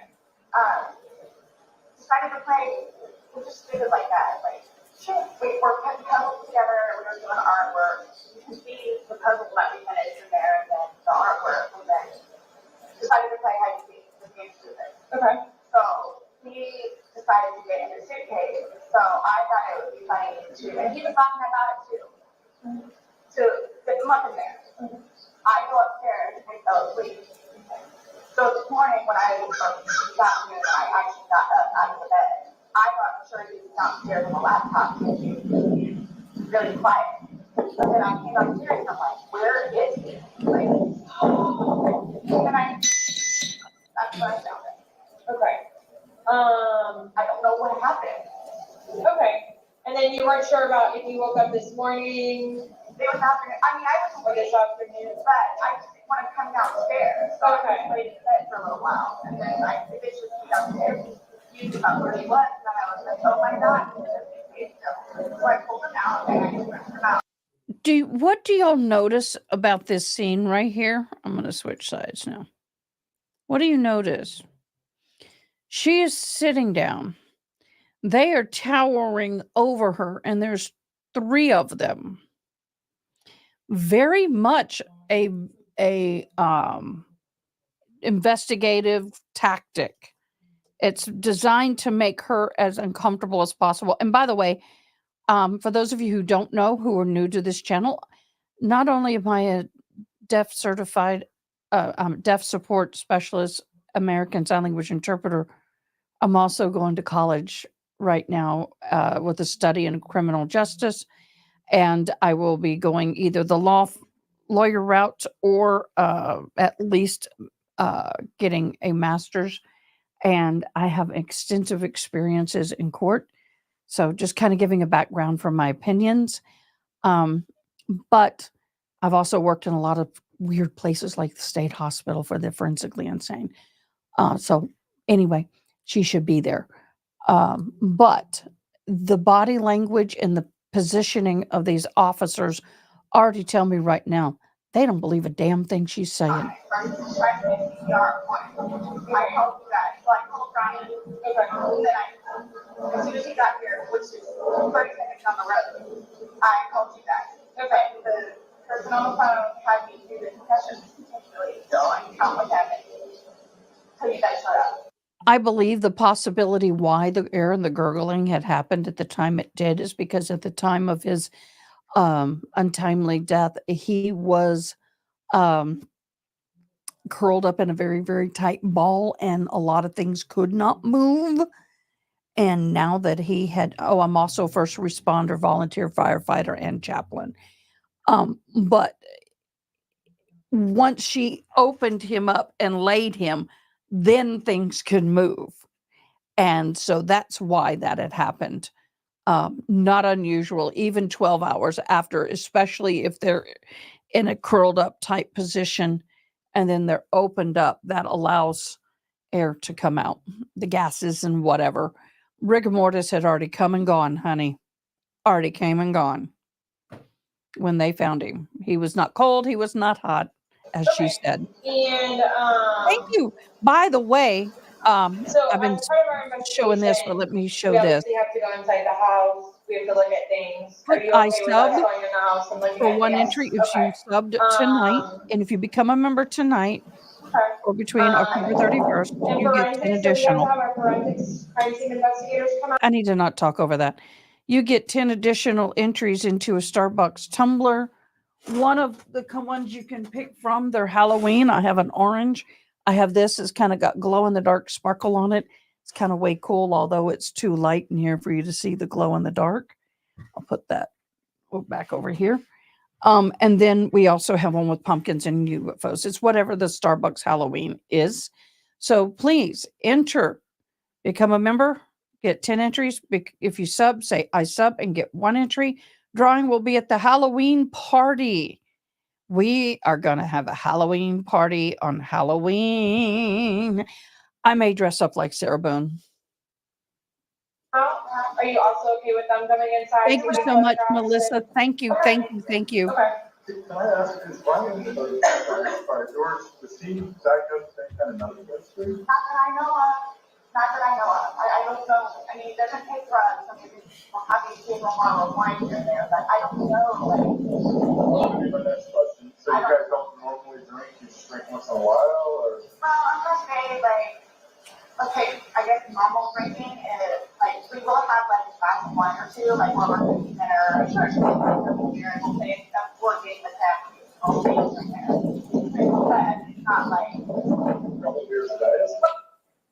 I don't understand though, like, for the little bit that we had, like, not my, like, I don't know if they had a heart attack or a stroke or anything, or what happened, I don't know.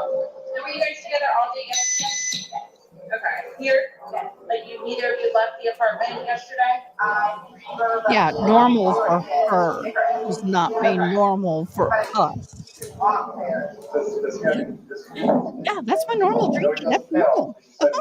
One bottle of wine. As far as you've ever done. Have you seen the wine bottles that are like 5 gallons almost, or the base is like this big and they stand about, put a straw in it and just, I can't move it. So I don't really know, like, a whole lot of, like, medical history or. How long have you guys been together? A lot of them. Almost Karate 4 years, cap like on. 3.5 years. You guys been living? I have mine. You've never been to the doctor or to the hospital during that time? All of ours do. He and his brother got into a really bad argument at one point and had facial reconstruction. But he had been in the hospital from that, and then I talked him into going to see like a regular physician, so he could get just like a regular like checkup thing. Yeah. But there were no red flags. How long ago was that? The surgery or the doctor? Oh, The surgery, I think was like 2 years maybe, 2.5 years. The checkup was probably a good 2 years too. Okay. and the suitcase is still in there? Yep, I'll let you. Is it normally stored down there, or did you guys travel recently? No, he was gonna start picking from, what do you call it? Donation in there, so that's why. That's why it's out? Yes. Okay, you guys did recently travel somewhere, or anything like that, or? After you zipped them up, did you move the bag around and that's or you just zipped it up and walked away We're after? laughing about it, but I wanted to share my celebration. But what position was he in when you went in? Was he sitting on his rear end and his head up and he just kind of? So, okay, so like this is the suitcase, like this is the head, and then right here. So he was Even letting my it stop. captioning's having a little problem. He just closed the flap and zipped it around. Yes. Okay. I think we were playing. Understand this? Okay. So he said that I needed to tell you guys about his family. Like, who do I talk to about? We're gonna do that once we walk through and see, yeah, we're We're not gonna, going anywhere. We're gonna be. Now she's starting to hi Adair. Now she's starting to talk about when are y'all going to notify the family. Now that fear is kicking in. Hi Adair. Again, everybody, thank you so much for donating towards the hotel and expenses for Miss Fabulous Jules, who is a brave soul who has battled this cancer so bravely. And now she's been in trial, and she is going to be contacting us and giving us inside information about the jury, what's happening in the courtroom that we can't see on camera. And she'll be doing that at least once, if not twice a day. So everybody who's donated to help for 2 days worth of hotel room and food and gas, we greatly appreciate it. So if you haven't already and you can donate to help her, that would be fabulous, but no obligation. No obligation. We're not here. We don't beg for money here, but for this case, I will do a fundraiser. Okay. it's gonna be a I'm while. afraid for my life. I want you to know that. I am afraid. She's in fear of her life. His family has never liked me. I'm the blue-eyed white devil, is what they call me. So they've never liked me. They've never taken me in. They've never accepted me. I'll put it that way. Have you called any of them? We talked to his daughters yesterday. No, I mean, like, about this. Is that, okay. That's So what no one's gonna know until we will be making that notification, so. I would have called his family member, somebody, between 911 and the police getting there. I would have had the ex-husband calling. I'd have somebody calling if this was an innocent situation, which it does not appear to be. Okay, well, Just saying. Yes, they're down the road. They're going to kill me. His kids are going to kill me. They're going to kill me. They're going to kill me. Not intentional. okay. They're not going to Because understand that. They're not she was going an to alcoholic druggie and cried wolf all the time. Thorough investigation, we will Yeah, definitely They would have. make sure that you don't. They have a right feel to. sorry That's when you- their family. So when My you- 9-year-old. They're not married. Or he's at school and he's with your husband. I know. His parents are the next of kin. Your ex-husband said he made arrangements for your non-will to pick up. Oh, okay, Mom. Now she's talking about her child. So I know what's going on. And All you have to do is get their attention if you have a question, you need to talk to us. He's standing right there, she'll be right here. Yeah, okay, but when you guys tell me, like, so you're telling me, like, you won't call whoever it is without telling me, right? I mean, I have all their phone. We're not calling, we're not making phone calls, we're actually gonna speak to them in person. We. Yeah, you don't make a phone call and go, bring. Hello, may I speak to Mr. and Mrs. Torres or the family of George Torres? Yeah, just want to let you know that your son was unalived I hate to tell you this, in a suitcase by his girlfriend. We just need to let you know. Let me tell you, I've done a number of these calls where you go, it's one of the things I do as an emergency services chaplain is I do notification and next of kin. And let me tell you, this would have been the craziest one I think I've ever done. Thank God I didn't have to do that. But unaliving somebody in a suitcase would not be on my bingo card. And I've done some pretty weird stuff. I mean, people have died in weird ways, but that never on my bingo card. Okay, before we leave. Thank you, Ronnie.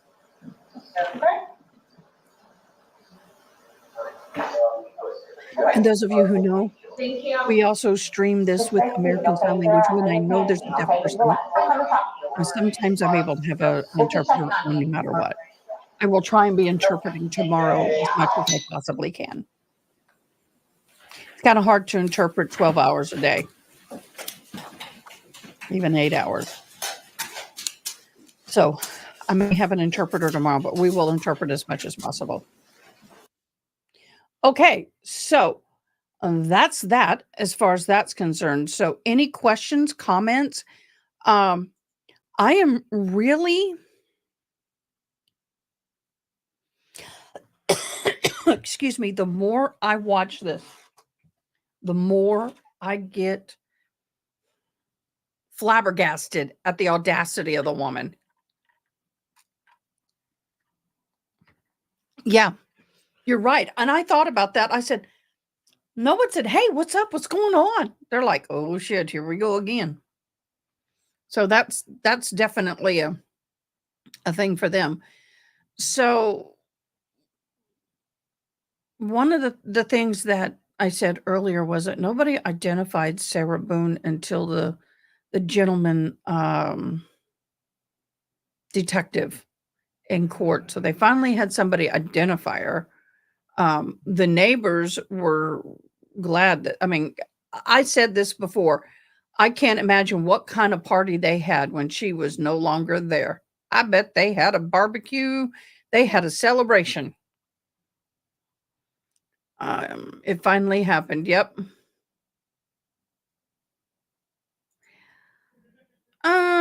It's gonna matter. We are 10 witnesses in. Let me tell you who we've had. I have it on paper and in Excel. So the first witness was Juan Torres. That was the brother to George. The second witness was Devin Romero, which was, I believe, the maintenance manager. The third witness was Joan Walker, who's a 911 operator. The fourth was Vincent Battaglia. Battaglia. It's a weird name. That was a neighbor. The fifth witness was Branson Motes, which was the neighbor. The sixth witness was Brian Boone, the ex-husband. The seventh witness was Abraham Moreno, who was like a neighbor and friend. The eighth witness was Deputy Kayla Rodriguez, law enforcement. Ninth was John Martinez. He was the one that finally identified Sarah Boone as the defendant and the woman who was charged. The 10th was CSI Melissa Rothgarden, and that's it. They did 10 people in one day. Finally identified her. I have not had an opportunity to watch other content creators. I will do that tonight when I lay down and kind of catch up and see what they're thinking, but I wonder if anybody caught that. Court will be back tomorrow at 8 a.m. Central Time, 9 Eastern, and 7, 7, depending how far west you go. But it's sure to be an interesting day tomorrow, so please, Holly, you paying attention? Yeah, I know. And I was going to talk about that compared to the Sarah Boone trial. When we saw those evidence bags, I wanted to go, Canton PD, look, perfect exhibity. Perfect. Okay, the bag was perfectly. Oh, she was. It's so hard because I want to lose my mind. I got to go back and say this before I forget. I have been covering 2 trials at the same time. The Melody Ferris trial and the Boone. Melody Ferris started before the Boone. I cannot do that. I can, but I can't focus because I got both of them going on in the same time in my head. I can't split the audio. So what I'm going to do is we're going to go do Boone, and then when we're on break, we're going to go do the Melody Ferris during lunch because it's an hour and a half lunch. And then we'll go back to the Boone, and then we'll catch up. I'm hoping that Melody Ferris, I mean, it may take longer than the Boone. EDB texts LMK to be sure it wasn't a Florida thing. No, he did. He did finally. I think they just forgot. She was losing her mind while I have to go watch. Hello, Campfire for Life. Welcome. Thank you for joining. Well, the problem with me having to cover 2 trials is we were already in this one. But so this week, what we're going to do is I'll be focused on the Boone trial. I have a handful of people that really wanted me to stream that other trial, but I can't. I mean, I can, but I think that with the way these trials are going, I can bounce them between breaks, and then I can stay on after 5 o'clock and then stream the rest of the Sarah Ferris. So we'll get it done. Yeah, it's an interesting trial done, to say the least, and it's a total polar opposite. You have this one on one hand, which is Boone, where the prosecution is literally getting who, what, when, here, what, who, what, when, where, why, and done. I mean, it's chop, chop, chop, chop, chop, chop, chop. It's by the book. This is the best trial I think I have ever seen, in as far as presenting evidence and presenting entering in the evidence and the questioning and the flow. And I give it to the judge. He also has expected a very clean trial. The objections are flowing, but it's appropriate. There's not a lot of, sorry for that, some jerk is revving his motor, versus the Melody Ferris trial or the Karen Reed trial, where it's a crap show. The one thing about the Melody Ferris trial is that it's almost like the witnesses are testifying in the form of a narrative, because you ask them a question and they give you a 5-minute dissertation. Oh, my nails are pretty. I got to get them done again. They're really grown out, but thank you. It's one of those things that there's so many stupid questions asked, and a lot of questions that should be asked are not being asked. I'm perplexed. I'm more interested in the way the trial is actually being run than I am the actual evidence, because right now there's no hardcore evidence that's been shown that would be proven beyond a reasonable doubt at this point. The boyfriend ex was supposed to be the big boom, and just mic drop, and oh, thank you, Adair, and was supposed to be the nail in the coffin for, turned out to be, well, let's just say he lied. Yep. He shouldn't have taken the stand.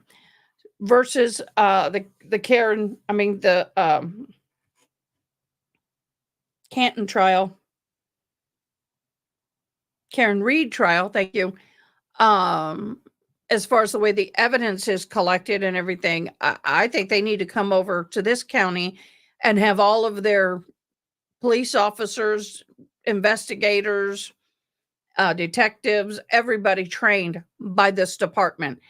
Because I wanted to scream when I saw the evidence bag with the bottle of wines in it, with the tape wrapped around it, with the signatures, and the way it wasn't a grocery store shopping bag from the gas station. So, oh my gosh, Karate Cat Mom, they impeached him 7 ways from Sunday. In fact, he was making some mistakes and ended up going, I got to go bathroom, and got off the stand. I've got to go back and watch that again. I'll probably do that later tonight. But yeah, hit the Friday replay. Very interesting. So that was interesting, but the granddaughter got on the stand through video relay, and that was interesting. It was kind of cute, actually, because she had the court laughing and the judge was in stitches. He had to turn himself away from the court.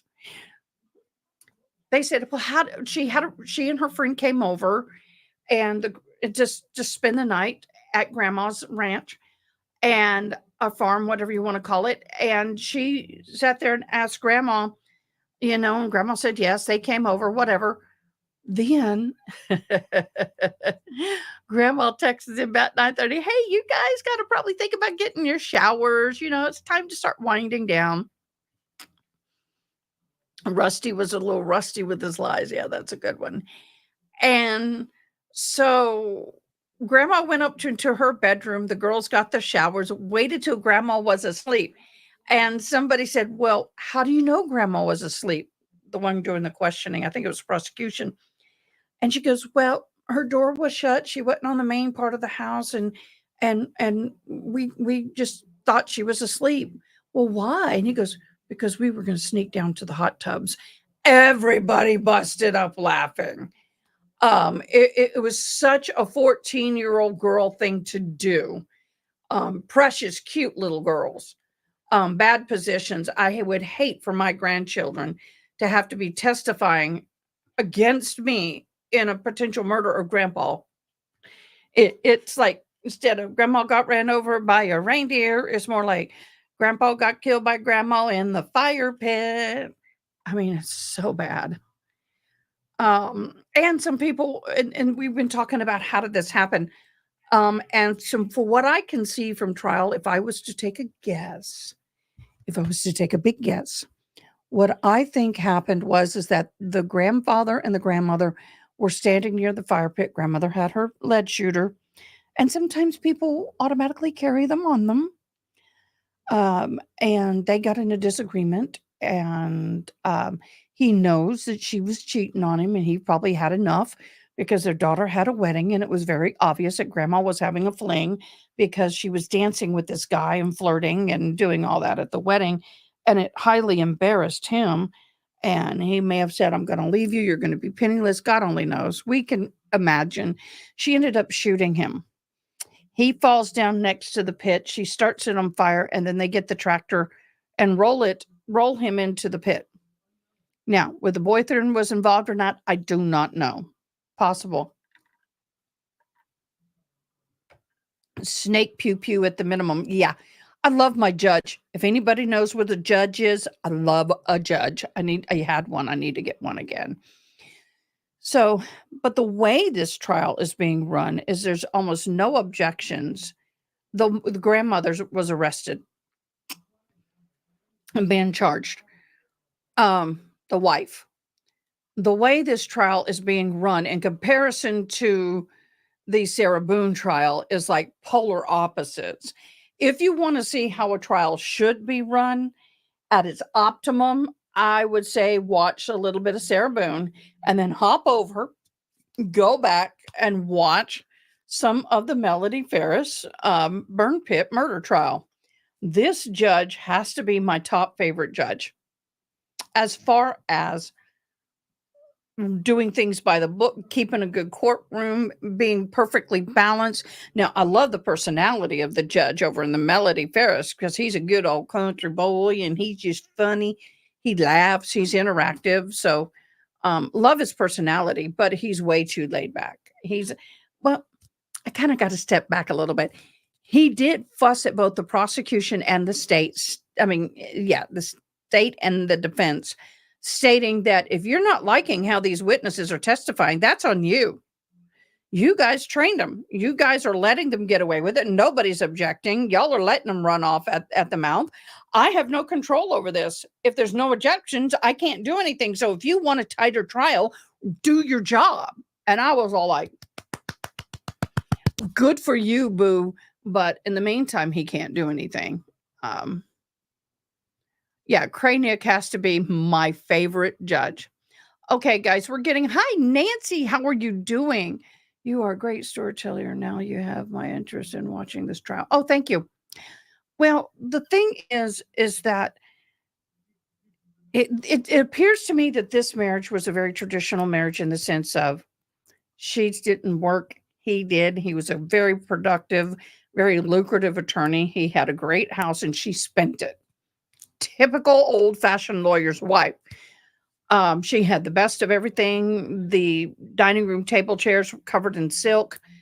She wanted for nothing. But a while back, he had an emotional fling. Kissy, kissy, huggy, huggy, touchy, touchy, smooshy, mooshy, maybe. No intimate intercourse with his secretary assistant, whatever she was. They did stop it. She found out about it. They stayed together. They filed for a divorce. It was rejected. Long story short, Melody, started cheating on the husband and for quite a while. And the thing that got me is that he was getting tired of the money spending, which I get. The other thing is they had 2 sons and 2 daughters. Now, 2 of the sons needed help. All of them needed help to a certain point, but one son came back from the military, started living at the home. He worked the ranch. Daddy paid the bills. Now, I kind of disagree with some of the people in comment, and it's okay. We can disagree.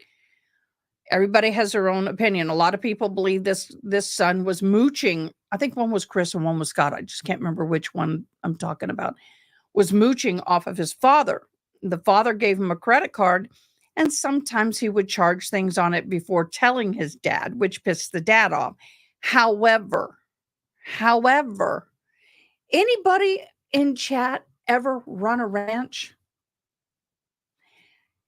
If you work on it, he was taking care of all the acreage, mowing, feeding all they had, I think they had some horses, maybe cattle, they had chickens, they had animals. He was taking care of the equipment, taking care of the home. He was doing everything on that property. That's hard work. Now, there were times that he want to go play golf, and he'd do the moonlight golf. It was late in the day. It was $20 to play with his friends on the weekend, and his dad paid for it. But he had an arrangement with his father. He paid the phone bill for his son. You know, there's not Scott. It was Scott. Thank you. Okay. So it's not easy work. He earned his keep. Dad paid him. Now, sometimes he used the card when he forgot to tell daddy. And that was something that they would go and get in a little tiss over. And the card would pass between them. Sometimes the dad would say, okay, I need my card. I need to go do something. The son would say, Dad, I need the car. I need a card. I need to go buy feed. So the debit card was going back and forth. And sometimes the dad would say, I need it now. Well, guys, how many of us know about people who are like lawyers, doctors, CEOs? A lot of times they're straight and to the point. It's just the way they are, the way they text. I have a papa that's way. It's very straight to the point, clear, no emotion. Just, I need it now, or I need it by tomorrow, or I need it by whatever. So in the end, people are trying to accuse this young man or the son because of the money. But the dad gave him the credit card and said, or debit, and said, do not allow anyone to use it. That included his mother. And his mother found out he had the card, and she kept trying to get the card from him. So there's that. Well, I think it was a card because it was hidden from mama. He did it because he didn't want the wife to know, because he only kept a certain amount of money in there. And I think if he had multiple cards, she would find it in his wallet and spend it. Yes. Oh, hi, pretend judge. So this is the trial I've been covering before Boone and now simultaneously. So we're watching Boone. Then during the Boone breaks, we're going to go in and watch this trial. Now we're nowhere near done with this case. Okay, guys.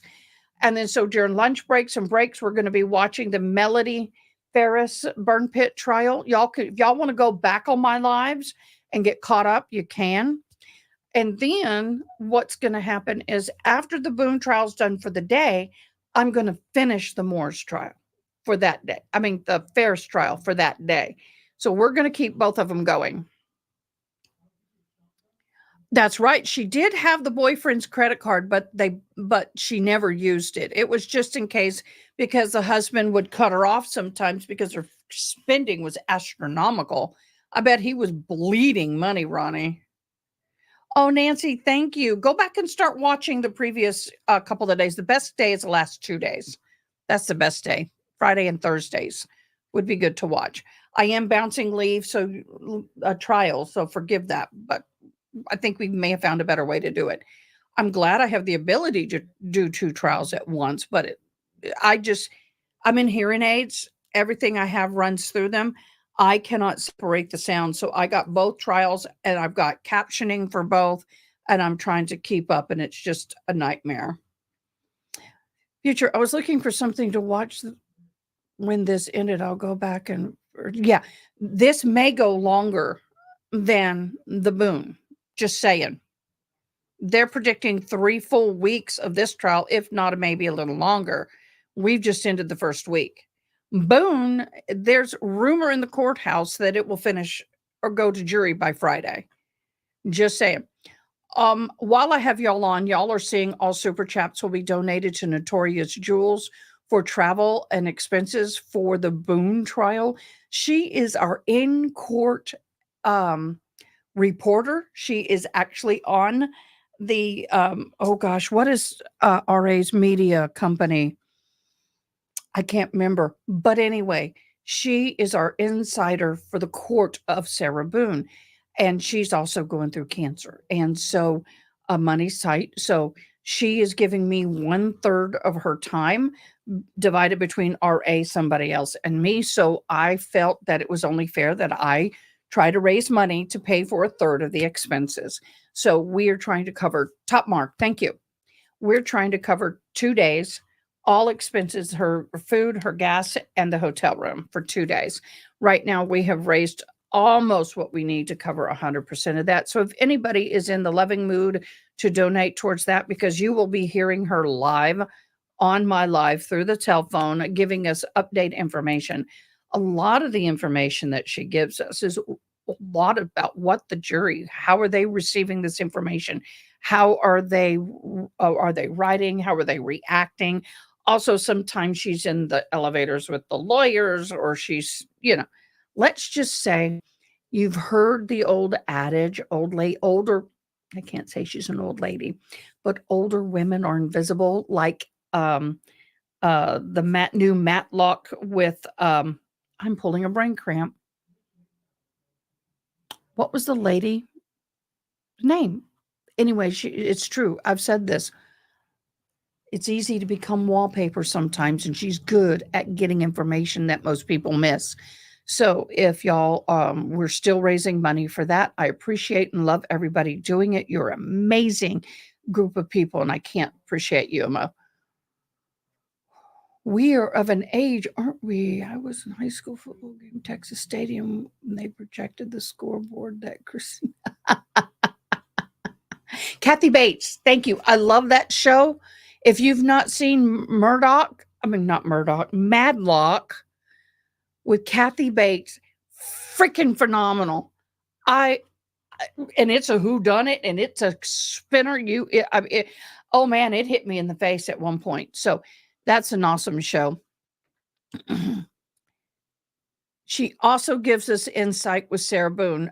Jules really does. So Jules is amazing, and her information and insights phenomenal. But she is doing this, and on her, no one's paying her to do it. So, but everybody who's donated, I can't thank you enough. I know that she was going to try and listen, but I know that she's probably gone to sleep. Tonight was a chemo pill night, so she's probably snoring. She is snoring. So I am anxious. What am I anxious or hoping to see in the next couple of days? I have really been frustrated with the defense, because in their opening, they kind of hit several different avenues. First, she's a victim of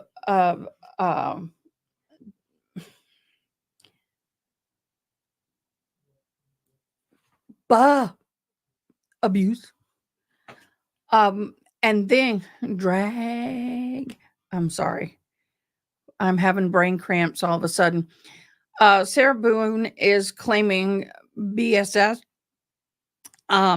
Then she claims it's an accident. Her attorney, Mr. Owens, in opening, even said that George Torres physically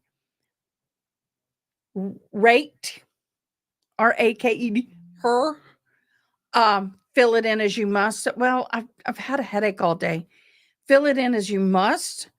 And DV'd, emotional, physical, and all this. Now, we never heard about any of this. The only thing that we heard in the beginning was, oh, this was an accident. It was unintentional. We were playing games, ...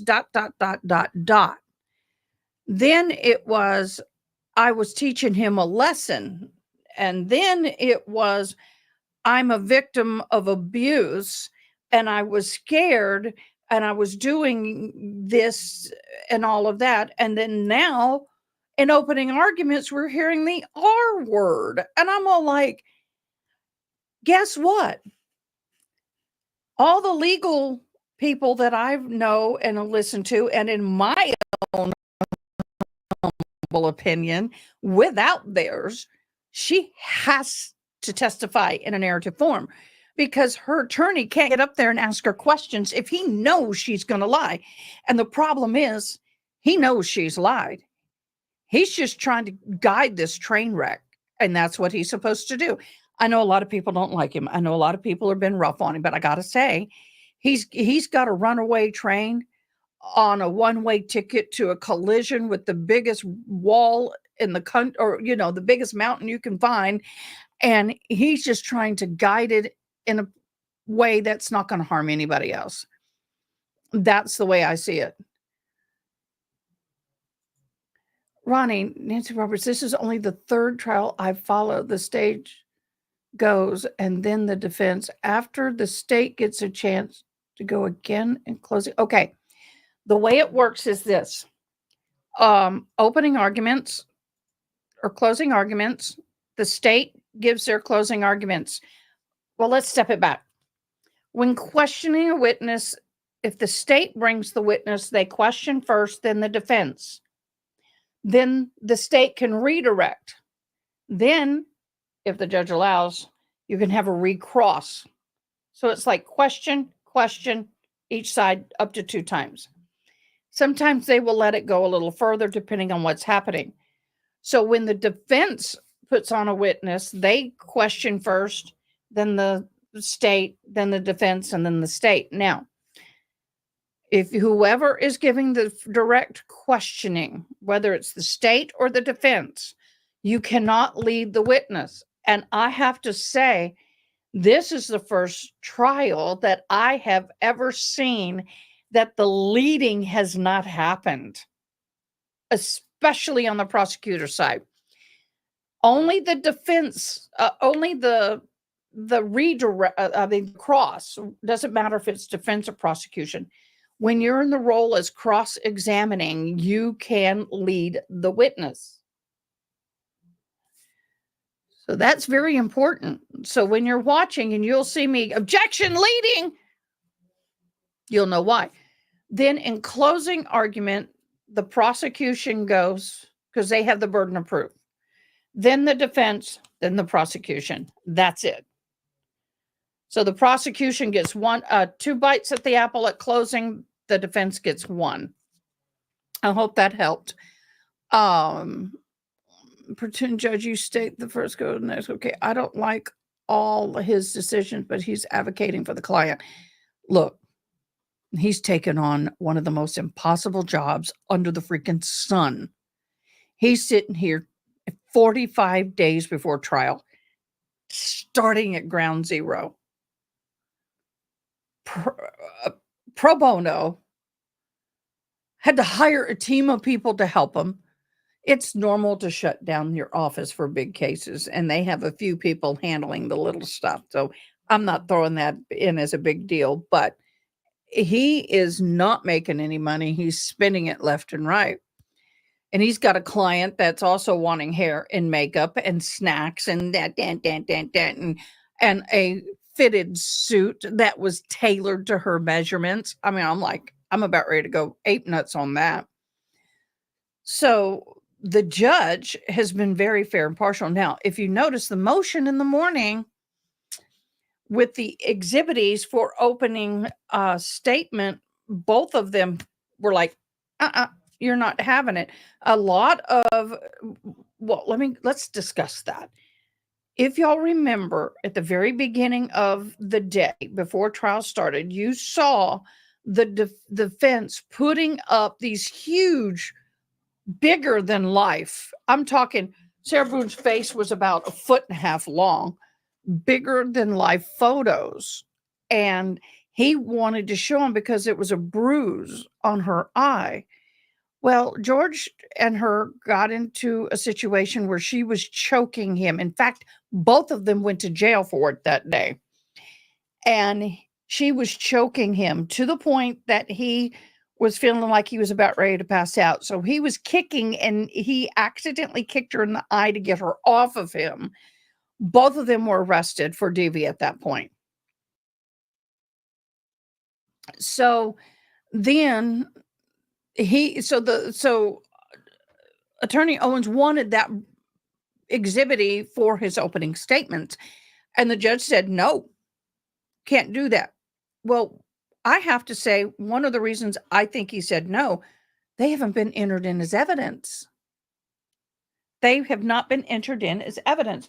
Now, the other thing is that the prosecution wanted to play the video with Sarah cussing and arguing with George while he's in the suitcase and going, shh. And the judge says, no, I'm not going to let you do that. Now, if I was a lawyer, I would argue that because technically that is entered into evidence. Okay.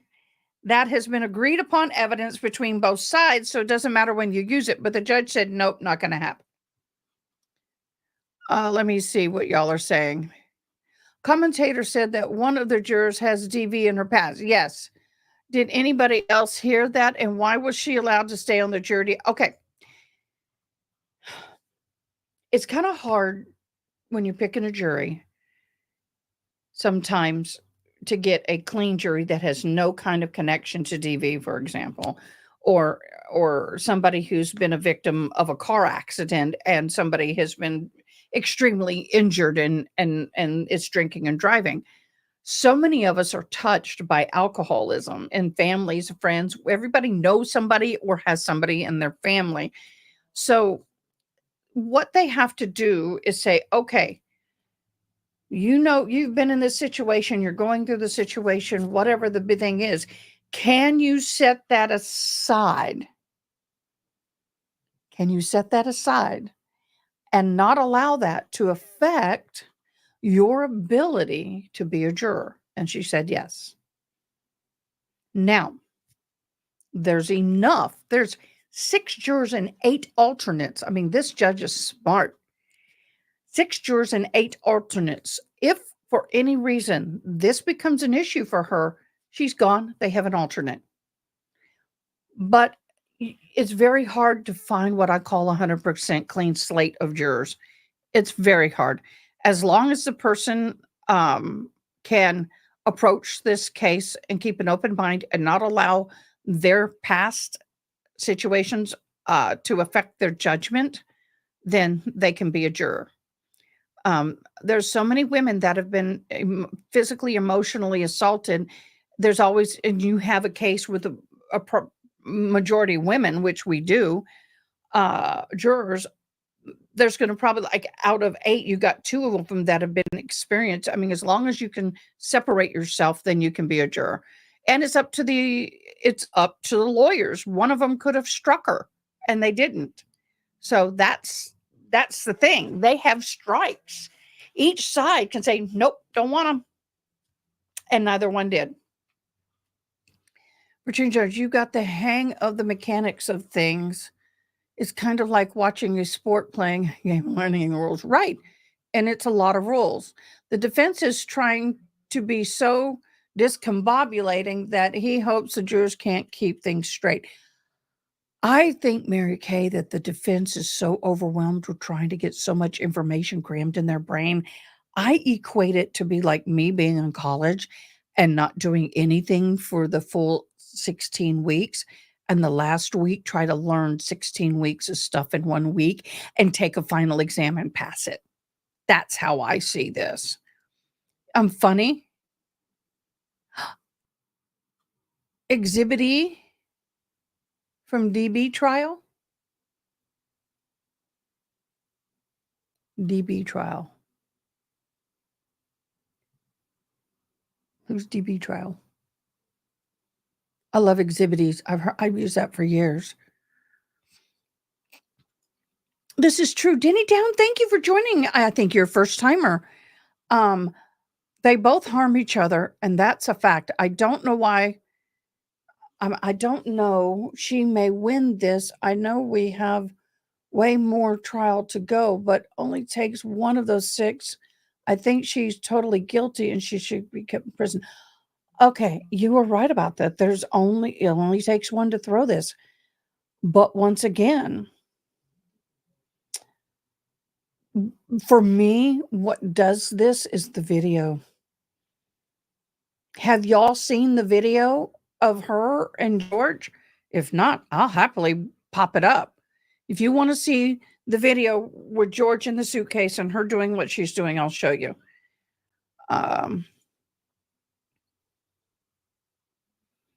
Yeah, definitely. You're right. There have been jurors who have not disclosed, and that's where you have the problem. Because if you don't disclose it, then the defense can say, hey, I would have said that's one of my dismissals. I would not have accepted this person as a juror had we known. That is a problem. But the woman was upfront about it. She explained to it. She talked to him. They questioned her, and both sides felt confident in her answers. So she did what she was supposed to do.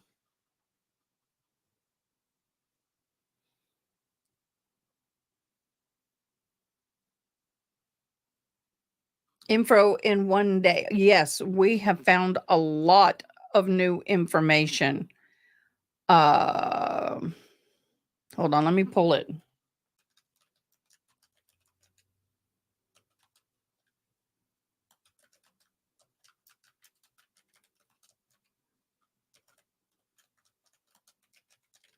Let me see if I can pull that video.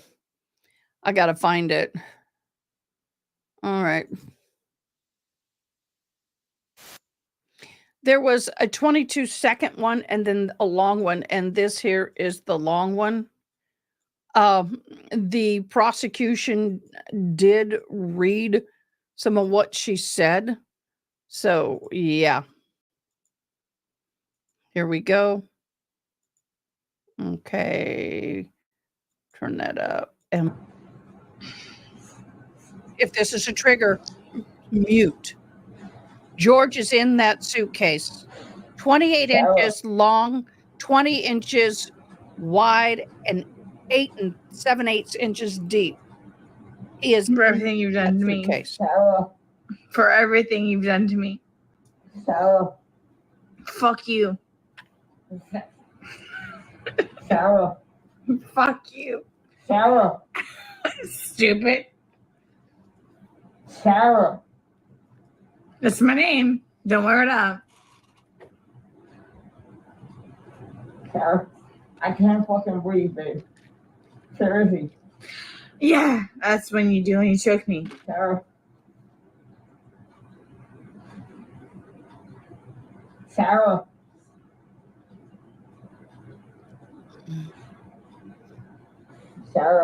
Not the way I want to go. The stairway is over I can't here. breathe, babe. Hold on. The stairwell, I think, is over here. That's on you. This is where they found his body. Sarah, I can't breathe. It's on you. Sarah. No, she was not. Real ransom. Might want to get video for it extra. Because I got this. Sarah. Real ransom. Sarah. She's not, you can't even understand everything she's saying. Sarah, I can't breathe, babe.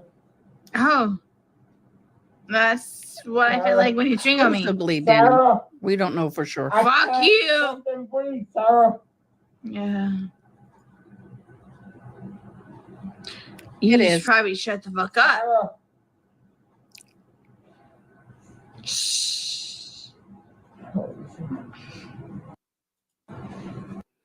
So, one of the things is that there are pictures of the other 22-second video where the suitcase is flipped and the lid is on top and these shoes are next to it. But do you see this little skid mark here? Do you see that? Their carpet is horrible. So okay, that's enough. I don't want to look at that anymore. I can only handle it for so long. So I believe once the jury sees this video, it's over. I cannot imagine anybody not convicting her at least with involuntary manslaughter, which is a possibility. Yeah, he was trying to stick his fingers out through the little hole that was left.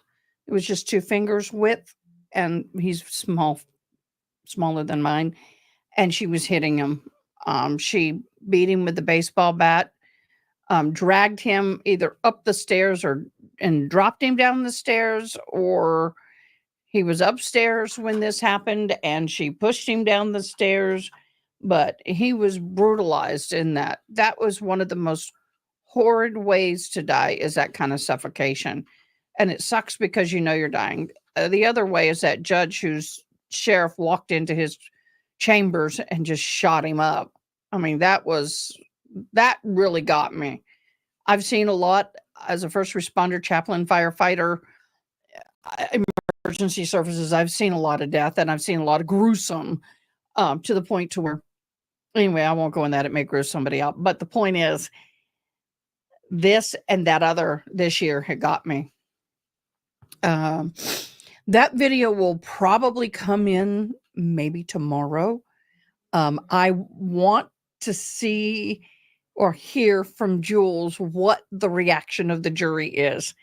That's why it's very important for us to support Jules. If you can afford to donate towards her hotel fund, travel fund, she's doing it for free. She's not getting paid to sit in that courtroom every day, but she contacts us and she will be giving us all the wonderful information, including things like what was the jury's reaction when they saw the video.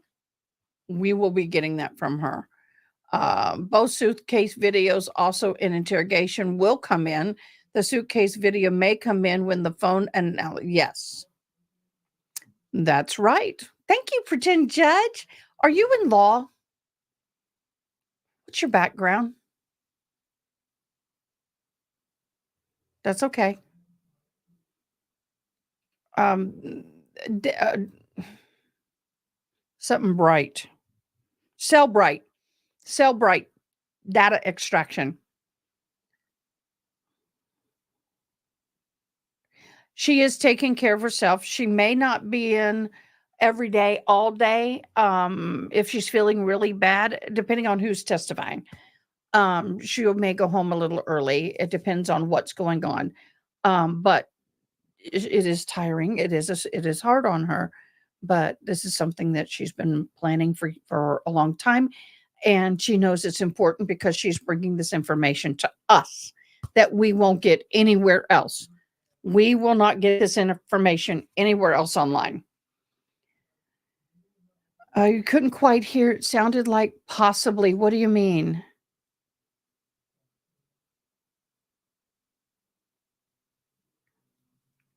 Yes, and that's why we're raising money so we can have that access. Otherwise, she can't afford to stay.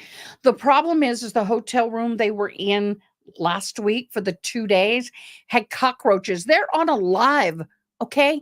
They're doing a recap at night. They're live, and she's killing cockroaches. You can see them on the live. So we needed to move them, and it was very difficult because that town is booked up. But they got moved.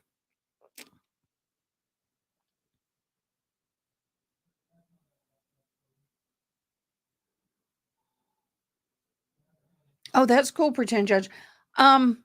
Hey, Ronnie, if you're still here, can you do me a favor and see if you can pull that 22-second one and post it in comments so I can get it up quickly. I'll start looking for it, but sometimes it's easier for my fat.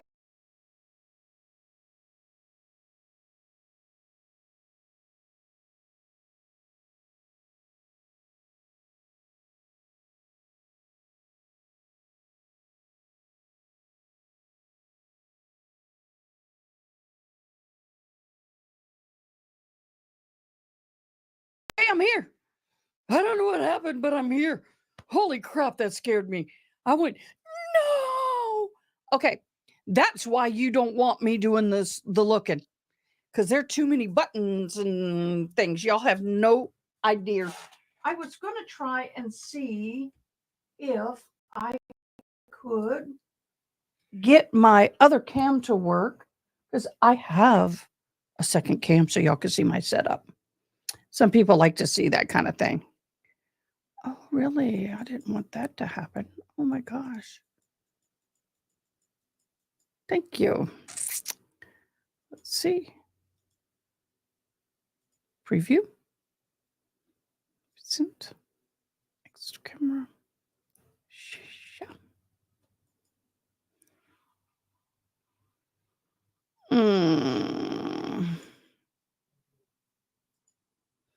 So this is my studio. Welcome to my studio, everybody. As you can see, I have the 3 big monitors. I have this one, which is usually has the main feed on it. I have this one, which usually has a feed on it. I have the Rodecaster Stream Deck right here.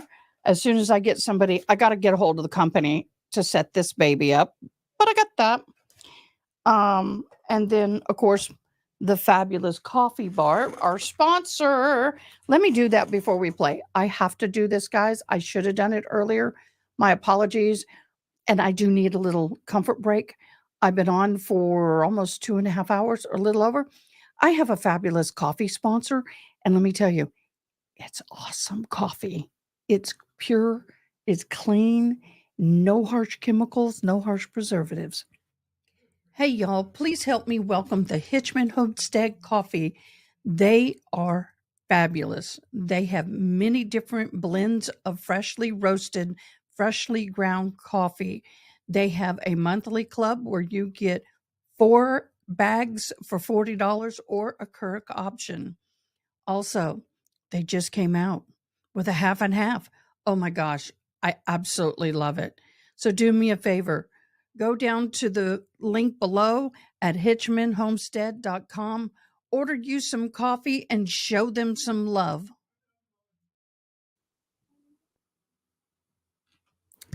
Ronnie, isn't the one, this is the one we just saw. Are y'all looking for the 22-second one? Let me see.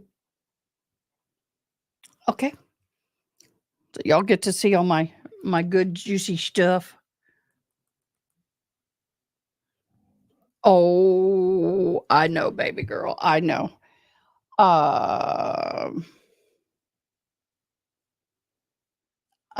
So, oh no, this is the 2-minute. Let me go back and read the question.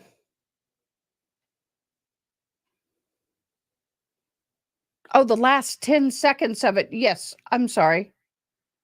I'm sorry. It may be this one. We'll play it anyway. Go ahead and keep looking for the.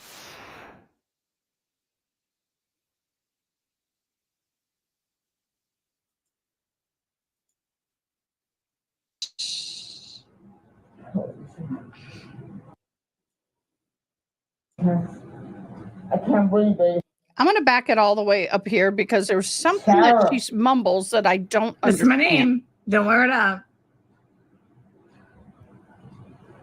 Sarah, I can't fucking breathe, babe. Seriously, Yeah, that's when you do and you choke me. Sarah. Sarah.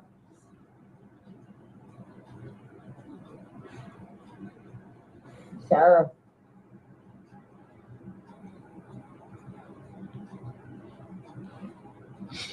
Sarah, I can't breathe, babe. That's on you. Sarah, I can't breathe. It's on mute. Sarah.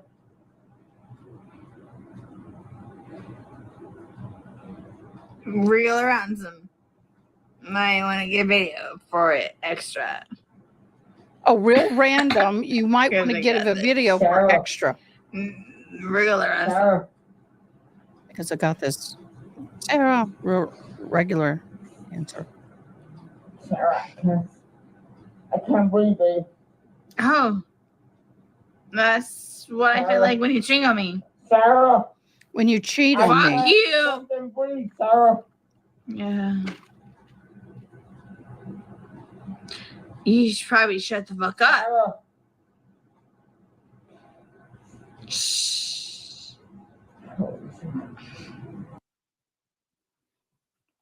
So I didn't hear what you were looking for.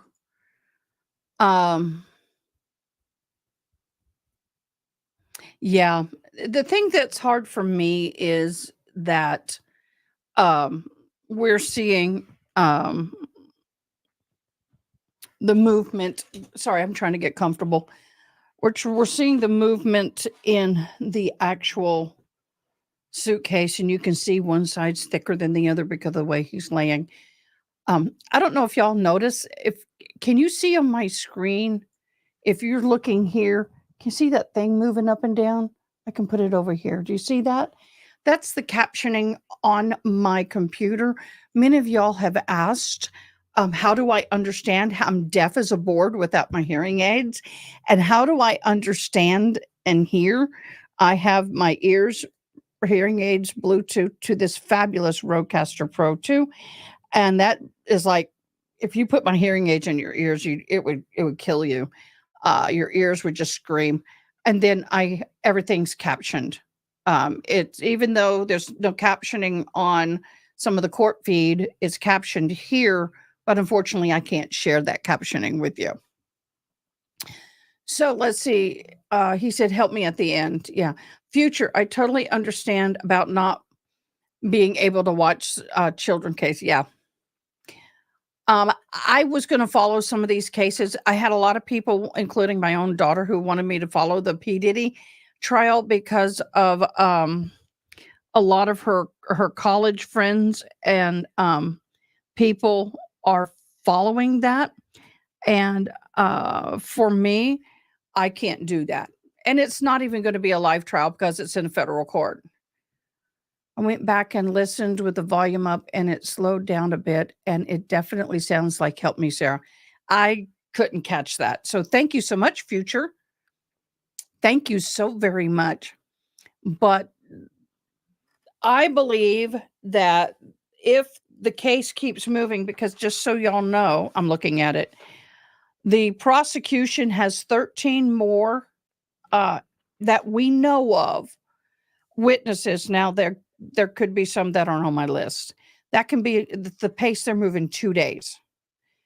And then these are the experts on Sarah Boone's side, but we don't have the lists of the other witnesses. I do know that he being Mr. Owens, is definitely going to be calling some of the prosecutions, including Brian Boone, back. And that will be interesting. Kaylee Anthony case, and it made me not say it was a horrific case. Listen, yeah. Yes. There's just by the way, those who are just hopping on, this is my 5th month or going into my 6th month of doing this. So I've only had 3 real trials under my belt, long trials. I've had some short ones under my belt, but so a lot of them I've not covered. So this is a very new channel. That's why it's so important for y'all to subscribe. And by the way, I'm going to switch the banner for a moment, Jules. We are giving away a Starbucks tumbler. I have 3 to choose from. This is a glow in the dark one for Halloween. I got 2 Halloween and an orange one. And every time if you subscribe, put I sub in the comments. If you subscribe tonight between now and October 31st, and if you become a member, you get 10 additional entries, maximum of 11, into the drawing that will be given away on Halloween night. We are going to be having a Halloween party, and I will be giving away one of the Starbucks tumblers of your choice out of the 3. So, yes, I know. Karen, can you imagine? Let's see, April. 6 months. Almost going, it will be 7. I think it's I have to look at the date. But it's been officially 6 months, y'all. Isn't that amazing? I can't believe we've been doing it that long already. We do need to do a Texas meetup. I would love to do a Texas meetup, y'all. I definitely do. So, but all I can say is I am so, why are you being so, there we go. I am so grateful for everybody. You're going to, that's right, Adair, you're going to LA for Halloween. Yep. You can come to Texas. So tomorrow, what I'm anticipating, let's see if my guessing is right. Okay. I believe that, oh, I didn't highlight that one. I'm going to keep forgetting otherwise if I don't. I believe that we're going to have,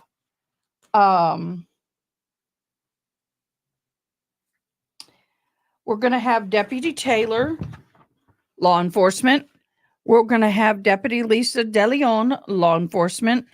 I believe we're going to have both Chelsea Copespel and Scott Lowen. And then, if we have time, we may go into the forensic, Tanya Werner, and then the medical examiner, which is Dr. Sarah Zweidel-Zick, something like that. So I believe that there's potential to get 5 to 6 done tomorrow if they keep moving. You know what? If I was dealing with Sarah Boone, honey, I'd be the rudest cat in the room. I'm just saying. Excuse me, y'all. I've had it up all day. Got to get it down. I know. I'm getting comfortable. I'm so comfortable now because of y'all. Y'all make me so comfortable. So anyway, yes, look how long it is, y'all. It's gotten so long. It's almost to my waist. I have daughters that'll be makeup artists on Halloween. Do you know, one of my other jobs that I do is I am a professional makeup artist. That's why on Friday, Ronnie, you need to hear this. I had booked a wedding, last year? And so it's a Friday wedding. So I will not be in studio. I will be doing it live virtually. I will set it up in studio live, but I am going to need my mods. So just saying. Yeah, we're going to see a lot of Halloween costumes. I see they're going to pick apart the investigation. I could not deal nicely with Sarah either. Mermaid hair. I am Native American. You can't see it up here, but I do Native American regalia. I do go to powwows. I am Cherokee Cree. Irish is what you see. But yes. So I do braid it a lot. How many of y'all are here for the first time? Will you just put a thumbs up if you're here for the first time? I want to say thank you so much. And if you don't mind telling me how you found me, that would be awesome. I'd love to know.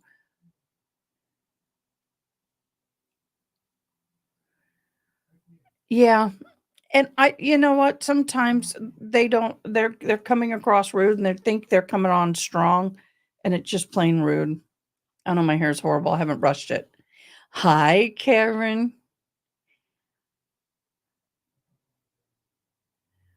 I have a feeling the defense is going to be, yes, I do too.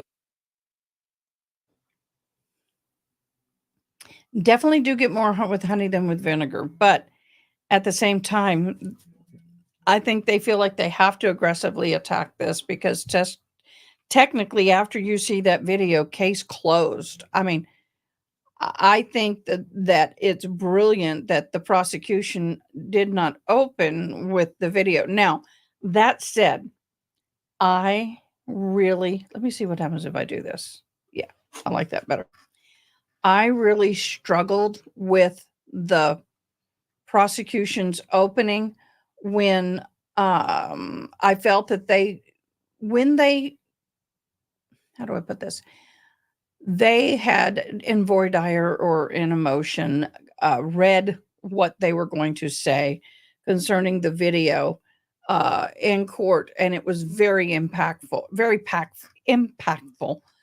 And then when they sat there and read the transcript of what was in the video, because they couldn't play the video yet, I don't think he did as good of a job. I thought that he should have been just a little more, he should have acted a little better. You know, he should have put more emphasis when she said, fuck you.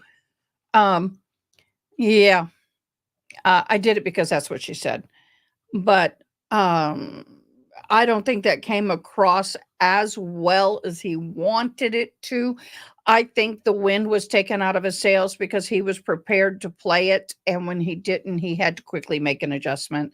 That's my humble opinion, and I'm sticking to it. By the way, I have found a woman who may start making my caps that say IMHO. I'm a hoe. That's and underneath, in my humble opinion. So we'll see if I can get some swag going. I need to get some swag going, someone told me. Now, the other thing is, and that this is true. She's been in court for 4 years. This woman, I could not believe, day before trial, just days. And you guys know I talk a lot with my hands because I sign if I need to, right? So the day before trial, she was offered a deal. Anyway, she was offered a deal, 15 years. She would probably serve, and she's almost 5 years now. So that would have gone down to about 10 years. And then with good behavior, she had maybe 7 years left to serve.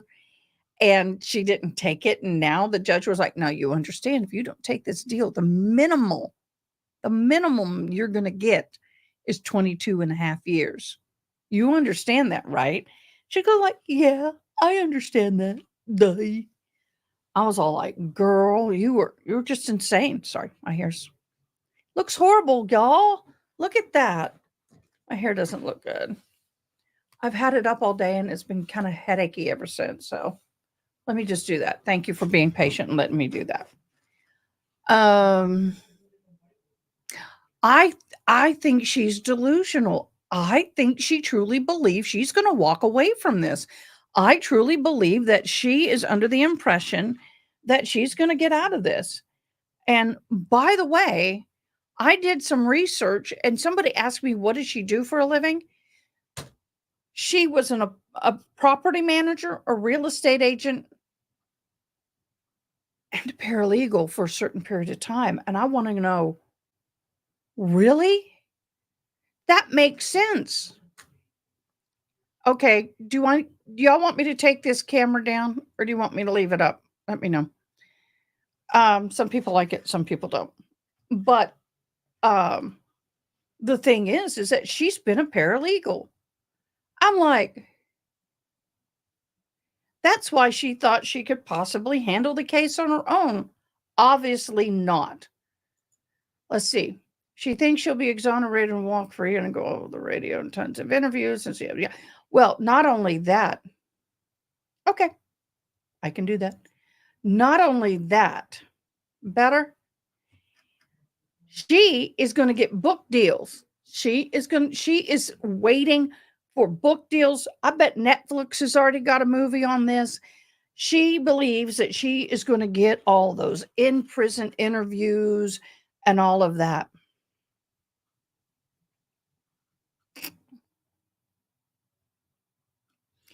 If this woman walks, you want to talk about a mess in the public?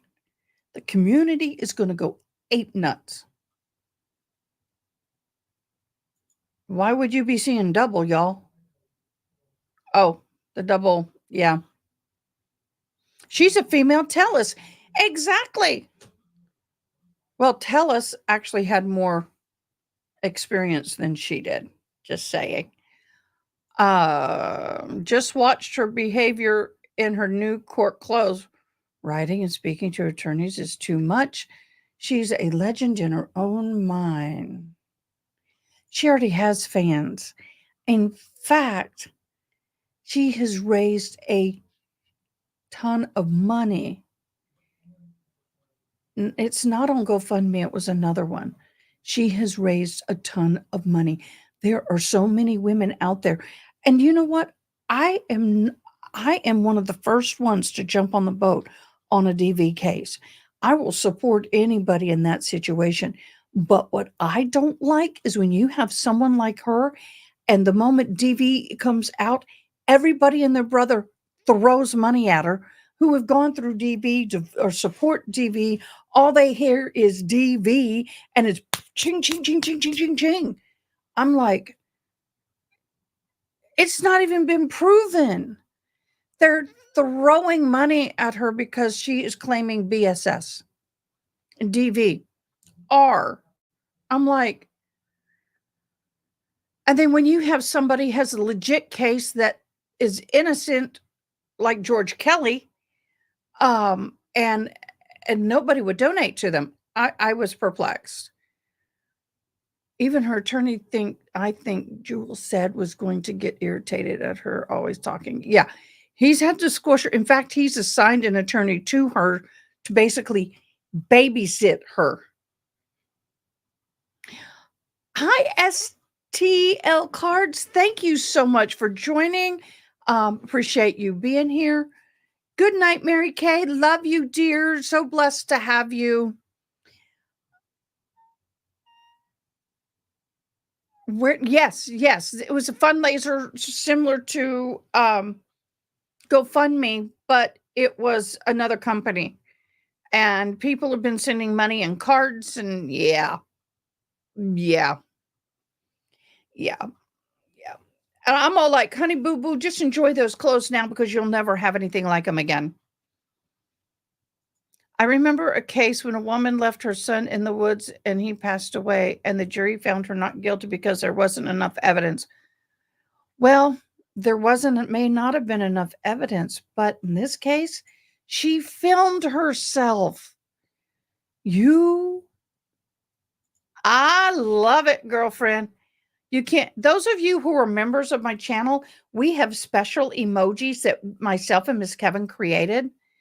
That was a new essay I didn't have on the bingo card, that she can make up all those kind of things without proofs, even though she is claiming so many things. And most of you weren't here, but I'll do it again. I will pop it up again. Let me find it. I'm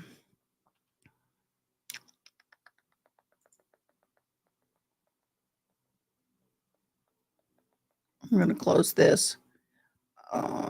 Was this it over here? I got to get to it, y'all. Sorry.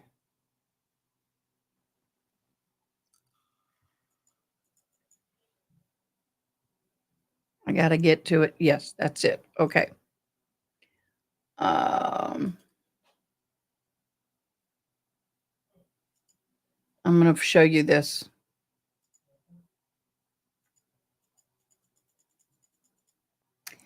Why did it not open up like I wanted to? I'll just show you in Canva. It's much easier. I'm going to share window. Okay. I don't have the time to play. Okay. This here, I made the slide, but then it won't pull up without the Canva. Do you see Sarah Boone here? This was the beginning of trial. She was sworn in, and then between that time and opening comments or opening statements, you see this paper. She had a file and she was pulling papers. The lawyer was shuffling and setting up. Sarah Boone was shuffling and setting up. And she pulled out this paper. Well, when you look at it, okay, let's see if I make it bigger. Let's see if I can make it bigger this way.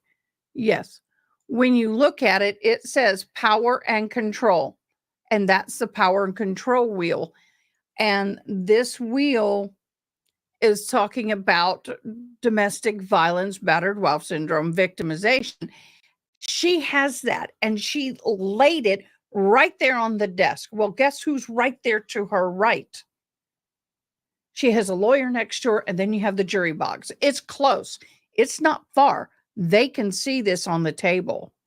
And they also put a domestic violence book on the table. I'm all like, what?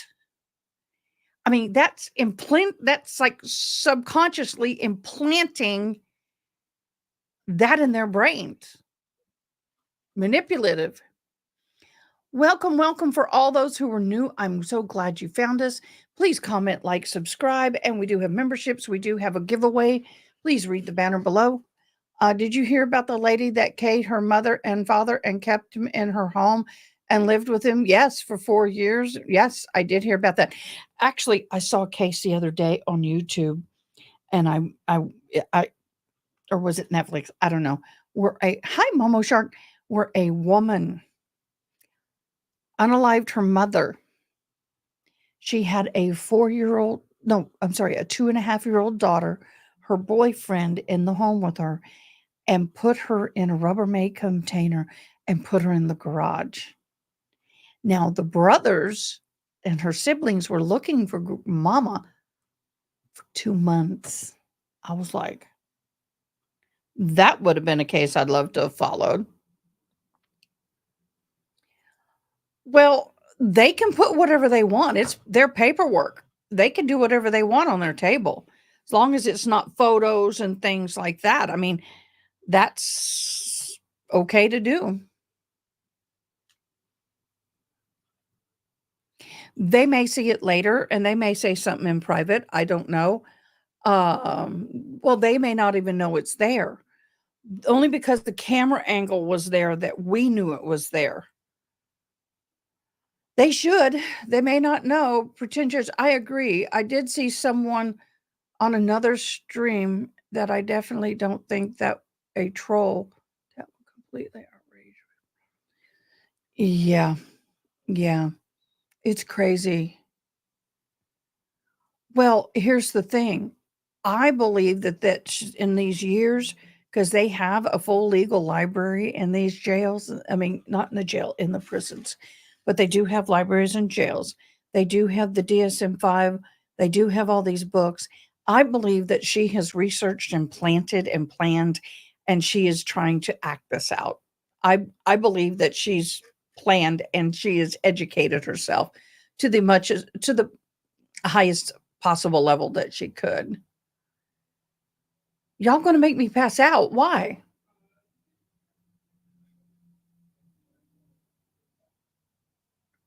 Ew. Well, but the thing is that there was another case that was a college case where this girl started dating this boy, and this other person in her group of people used to date him, and the boyfriend and the girlfriend were satanic worshipers, and they eventually led this girl, ex-friend, or the girl who had a crush on him, into the woods and physically unalived her to the point she was stabbed over 300 times, head bashed into the point, and then they drew an upside down star with a circle around it on her chest. It was horrible. And the girl took a part of the skull as a trophy. And the poor mother of this victim had to sit in trial and see all that, had to identify the body. It was horrible. There's so many sick messes out there. It is.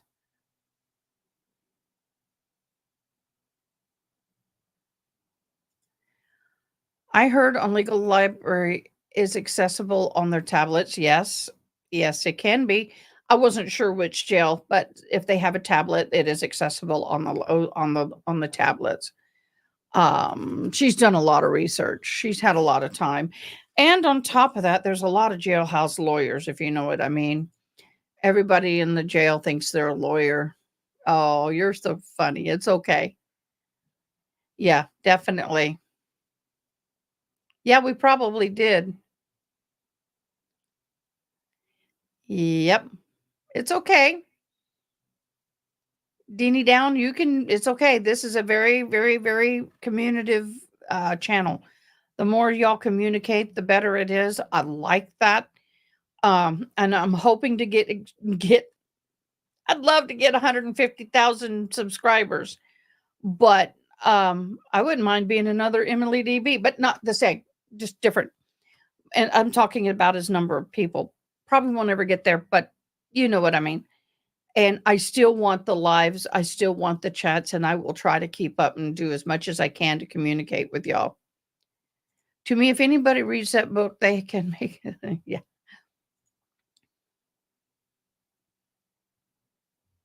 Ain't this the truth?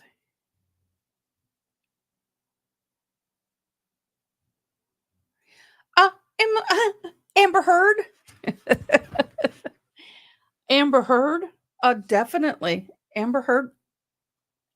Stuck. Amber Heard is definitely one of those. So yeah. And I wasn't doing this during the time of Amber Heard. I wasn't. I probably should have been. But this was not in my this whole thing was never on my bingo card for life. This was an accident and I'm happy for it. And I love doing it. And I appreciate y'all. Okay, guys, we have been live for 3 hours. It is now 10 o'clock my time. I have to be up at the crack of dawn to get here and get set up for tomorrow morning. I will be live at about 7:45-ish in the morning, depending on if I get here in time to get my hair and makeup and everything done. So we're going to wrap it up. There's never a shortage of evil in the world. Danny Down, all of you, I can't even begin to list all of you who came on tonight. Please come back tomorrow. Love to have you tomorrow. I will be doing this live by itself. And then during lunch, we will switch over to the Melody Ferris trial. And we will end the day with the Melody Ferris trial. Momo Shark, I hope you come back tomorrow. No backup. Yeah, exactly. Oh, you're welcome. Oh, thank you. Well, it's a little bit, someone said it looks like I've vomited the fall back there. So I haven't edited. I just threw it up there. Yeah. I just want it to be warm and fun. Sometimes I have a black backdrop because when I do interpreting, I may have it up tomorrow. I might interpret part of it, but my problem is when I interpret, I can't take notes. So I'm hoping my interpreter will be on tomorrow. I got to send her the link. I used to think that attorneys would encourage their clients to lie, but after watching trials, I don't believe that anymore. I think that attorneys do not encourage their clients to lie.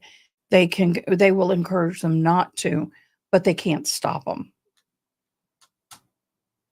Thank you, Future. Have a good evening. Good evening. There may be some out there who do. Just like any business, any career, there's always bad apples in the group. Always crooked ones.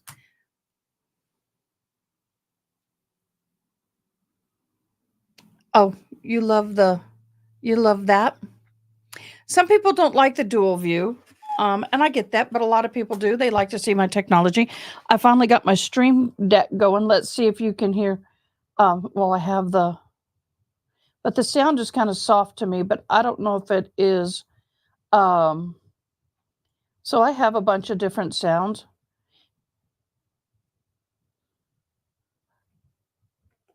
By the way, that's our Sarah Boone. When the bullshit gets deep, you're going to hear this. Boom. You're going to be hearing that. So I finally got the Stream Deck uploaded, and we'll see how it goes. I have a lot of sound effects in it. I usually catch up at night on these cases. Okay, wonderful. Well, you're welcome here anytime. We really appreciate Adair. Thank you so much. I am not a girly girl. This girl can get pretty tomboy-y. Well, I put it like this. I can fit in with the pageant. I can fit in at the White House. I can fit in with the millionaires. I can fit in at the barn, and I can fit in out in the pasture. I I'm just kind of depending on my mood. But I am getting ready to start doing some very fun things.